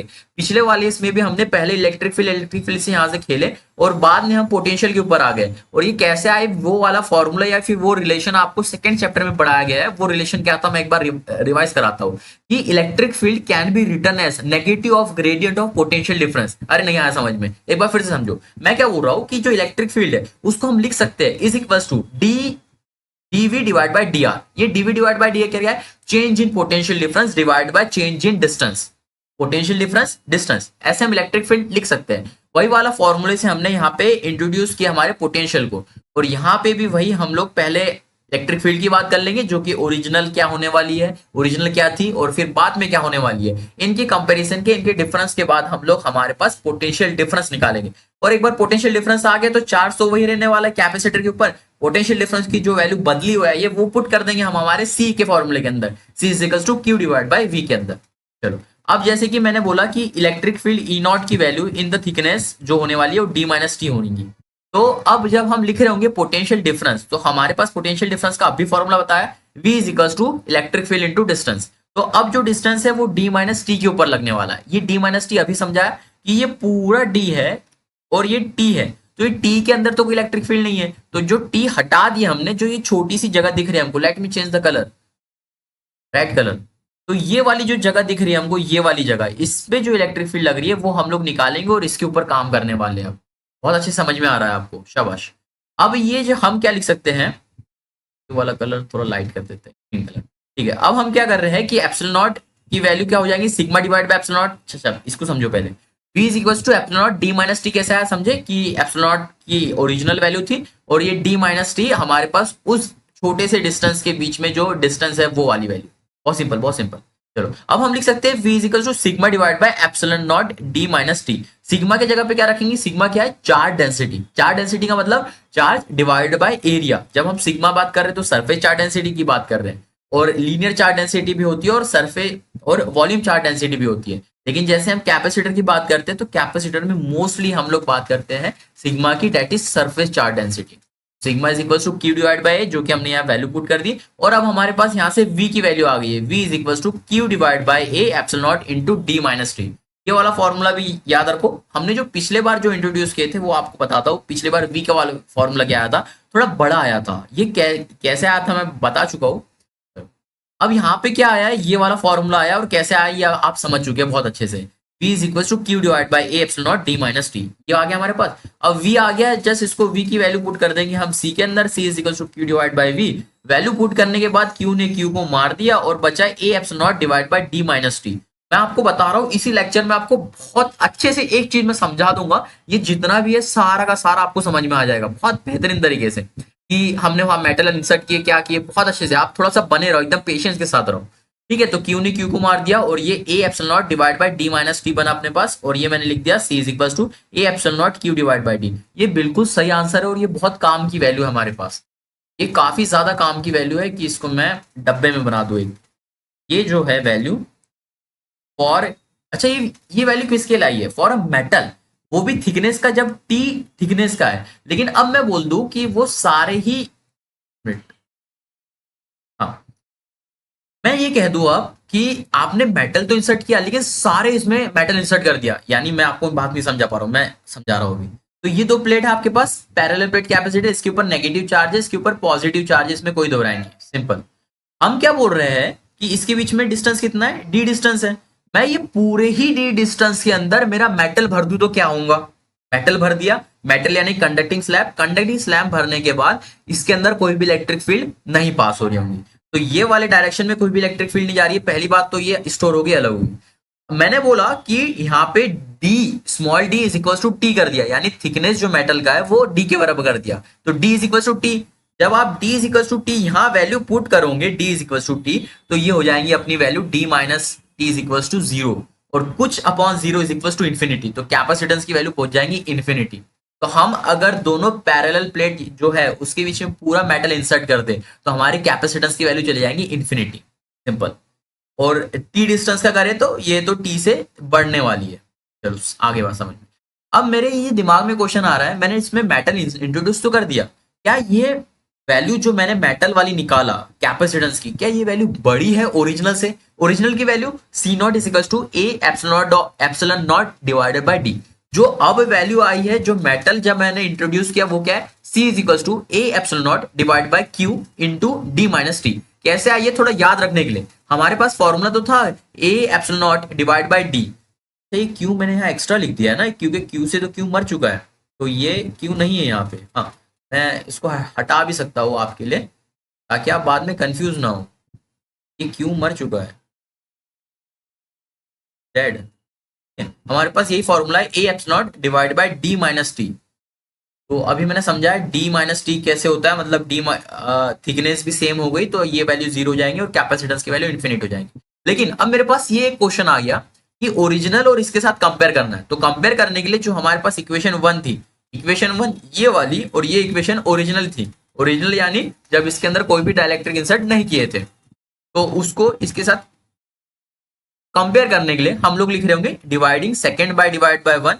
तो हमने जब इसको डिवाइड किए दोनों इक्वेशन को तो वो कैंसिल आउट होके ये बचा D divide by D minus T, और यहां से मैं वैल्यू निकालूंगा सी की। यहाँ पे क्या किया गया पता है कि डी से डी काटने के लिए कि इधर ऊपर और नीचे दोनों तरफ डी से डिवाइड किया, तो इधर ऊपर वन बचा और इधर भी D divide by D one हो गया, और ये टी डिवाइड बाय डी हो गया, तो ये टी डिवाइड बाय डी। यहाँ से मैं ना सी की वैल्यू निकालता हूँ जब मेटल के लिए थी, तो मेटल के जब इंसर्ट कर दिया तो ये वाली वैल्यू, तो ये is equal to C naught जो कि ओरिजिनल कैपेसिटेंस की वैल्यू, और ये डिवाइड में कुछ चलेगा। इस वाले चीज से हमको ये समझ में आ रहा है कि अब जो हमारे पास कैपेसिटेंस आया है जब मेटल को इंट्रोड्यूस किए वो कुछ ना कुछ ज्यादा है, क्योंकि जब सी नॉट है इसको जब हम डिवाइड करेंगे तो ये इसके बराबर हो रहा है, तो हम लिख सकते हैं कि ये जो वैल्यू आने वाली है कि one minus T divide by D, ये वन से छोटी ही आएंगे हमेशा। और ये इससे हमको ये पता चल रहा है कि जो कैपिटल सी है जो हमने मेटल वाला निकाले जब डाइलेक्ट्रिक के जगह पे मेटल स्लैब इंसर्ट किए थे, तो वो वाला कैपेसिटेंस ज्यादा आ रहा है और सी नॉट की वैल्यू कम आ रही है। तो ये हमने एक यहाँ से हमारा एक पॉइंट या नोट पॉइंट निकाले कि मेटल के कारण इंसर्ट करने के बाद ऐसे कैपेसिटेंस बढ़ता है और कैसे बढ़ता है ये हो गया। और ये वाला फॉर्मूला आप याद रखो बस इनसे कि हमारे पास यहाँ पे क्यों नहीं है, तो ये epsilon naught divide by D minus T. ये वीडियो थोड़ा बड़ा जरूर बन रहा है लेकिन इसमें आपको बिल्कुल अच्छे से सारी चीज समझ में आने वाली है। अब यहाँ एक इंपॉर्टेंट चीज समझो, अब क्या हुआ, thus the capacitance of the parallel plate capacitor increase on the introducing the conducting slab between the plate of the capacitor। जो ऊपर बात समझाए वो यहाँ पे लिखी हुई है। यहाँ से अब थोड़ा आगे बढ़ते हैं। अब ये अरेंजमेंट है मेरे पास, ये कैपेसिटर की पॉजिटिव प्लेट और ये नेगेटिव प्लेट होना था, यहाँ पॉजिटिव बन गई, ठीक है। तो ये होने के बाद क्या है कि इसके बीच में मैंने एक कंडक्टिंग स्लैब इंट्रोड्यूस किया। यहाँ पे आप मेरी बहुत बात ध्यान से समझना मैं क्या बोलना चाह रहा हूँ। तो यहाँ पे जो इलेक्ट्रिक फील्ड थी वो ई नॉट थी, यहाँ पे जो इलेक्ट्रिक फील्ड है वो ई नॉट है। और अब आपको समझ में आ गया कि जब एक डाइलेक्ट्रिक इंसर्ट किया वो भी के डाइलेक्ट्रिक कांस्टेंट का, तो यहाँ पे इस स्लैब के बीच में जो इलेक्ट्रिक फील्ड हो जाएंगी वो हो जाएंगी ई नॉट डिवाइड बाय के। आई क्या बात समझ में, ई नॉट डिवाइड बाय के हो जाएंगी यहाँ पे इलेक्ट्रिक फील्ड, और ये टी थिकनेस के अंदर है। अब मैं जब ग्राफ बना रहा हूँ इलेक्ट्रिक फील्ड वर्सेस डिस्टेंस का, तो डिस्टेंस तो यहाँ रख दिया मैंने एक्स एक्सिस में जो कि बढ़ रहा है। डिस्टेंस मतलब जब यहाँ x इज इक्वल टू 0 है और यहाँ x की वैल्यू d है तो मैक्सिमम वैल्यू यहाँ पे है।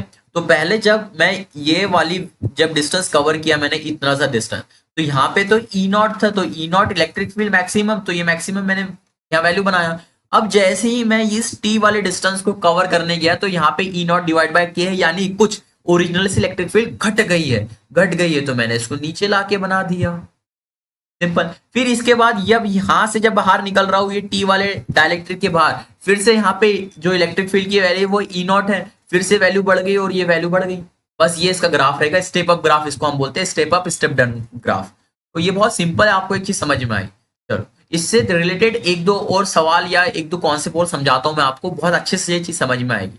हमको बोला है find the capacitance of the arrangement shown. अब इतने इसके बीच में क्या है, एक K1 डाइलेक्ट्रिक कांस्टेंट इंट्रोड्यूस किए और एक K2 डाइलेक्ट्रिक कांस्टेंट इंट्रोड्यूस किए।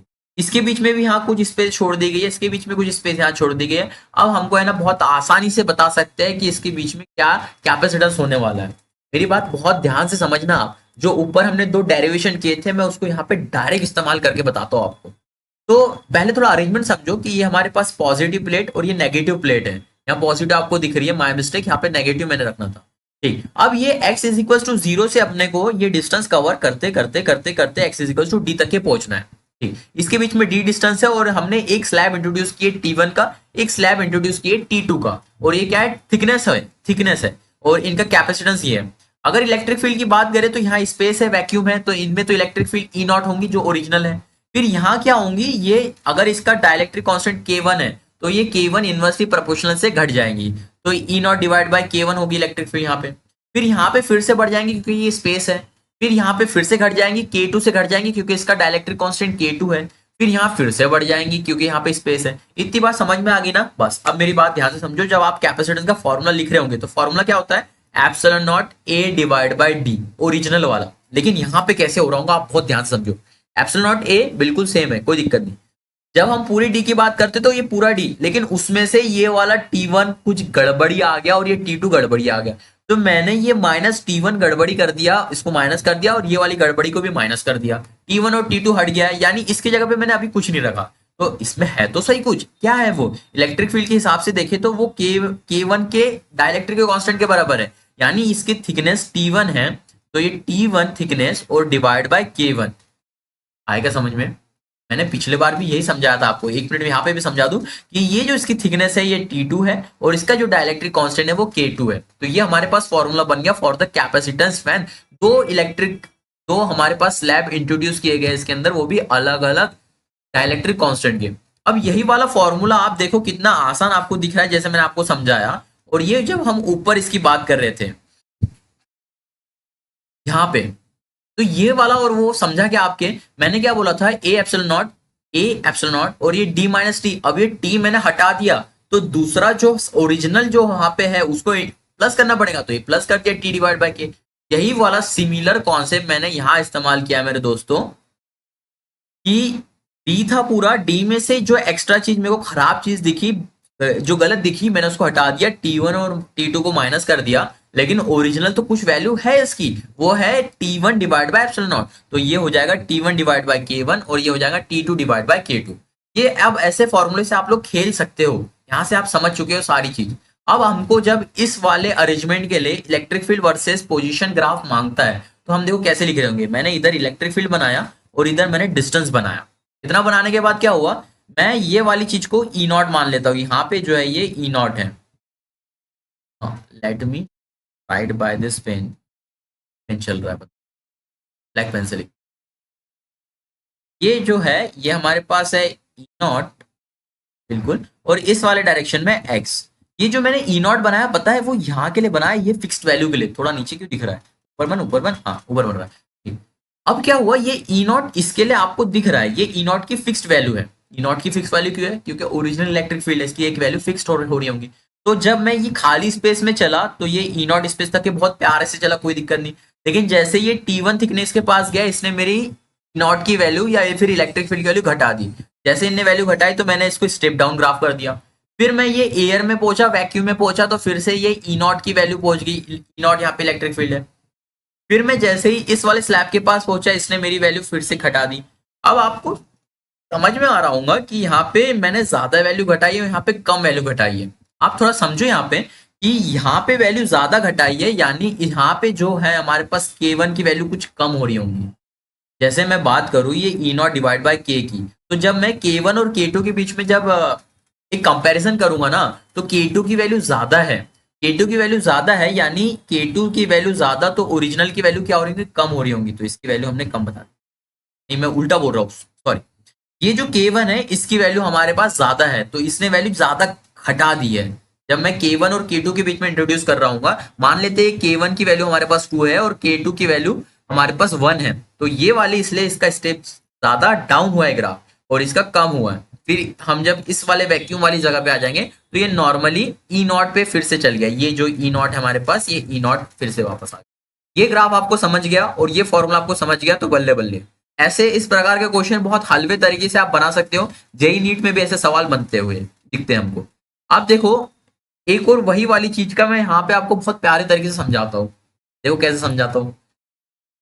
Find the capacitance of the arrangement shown. Also sketch the electric field versus position graph.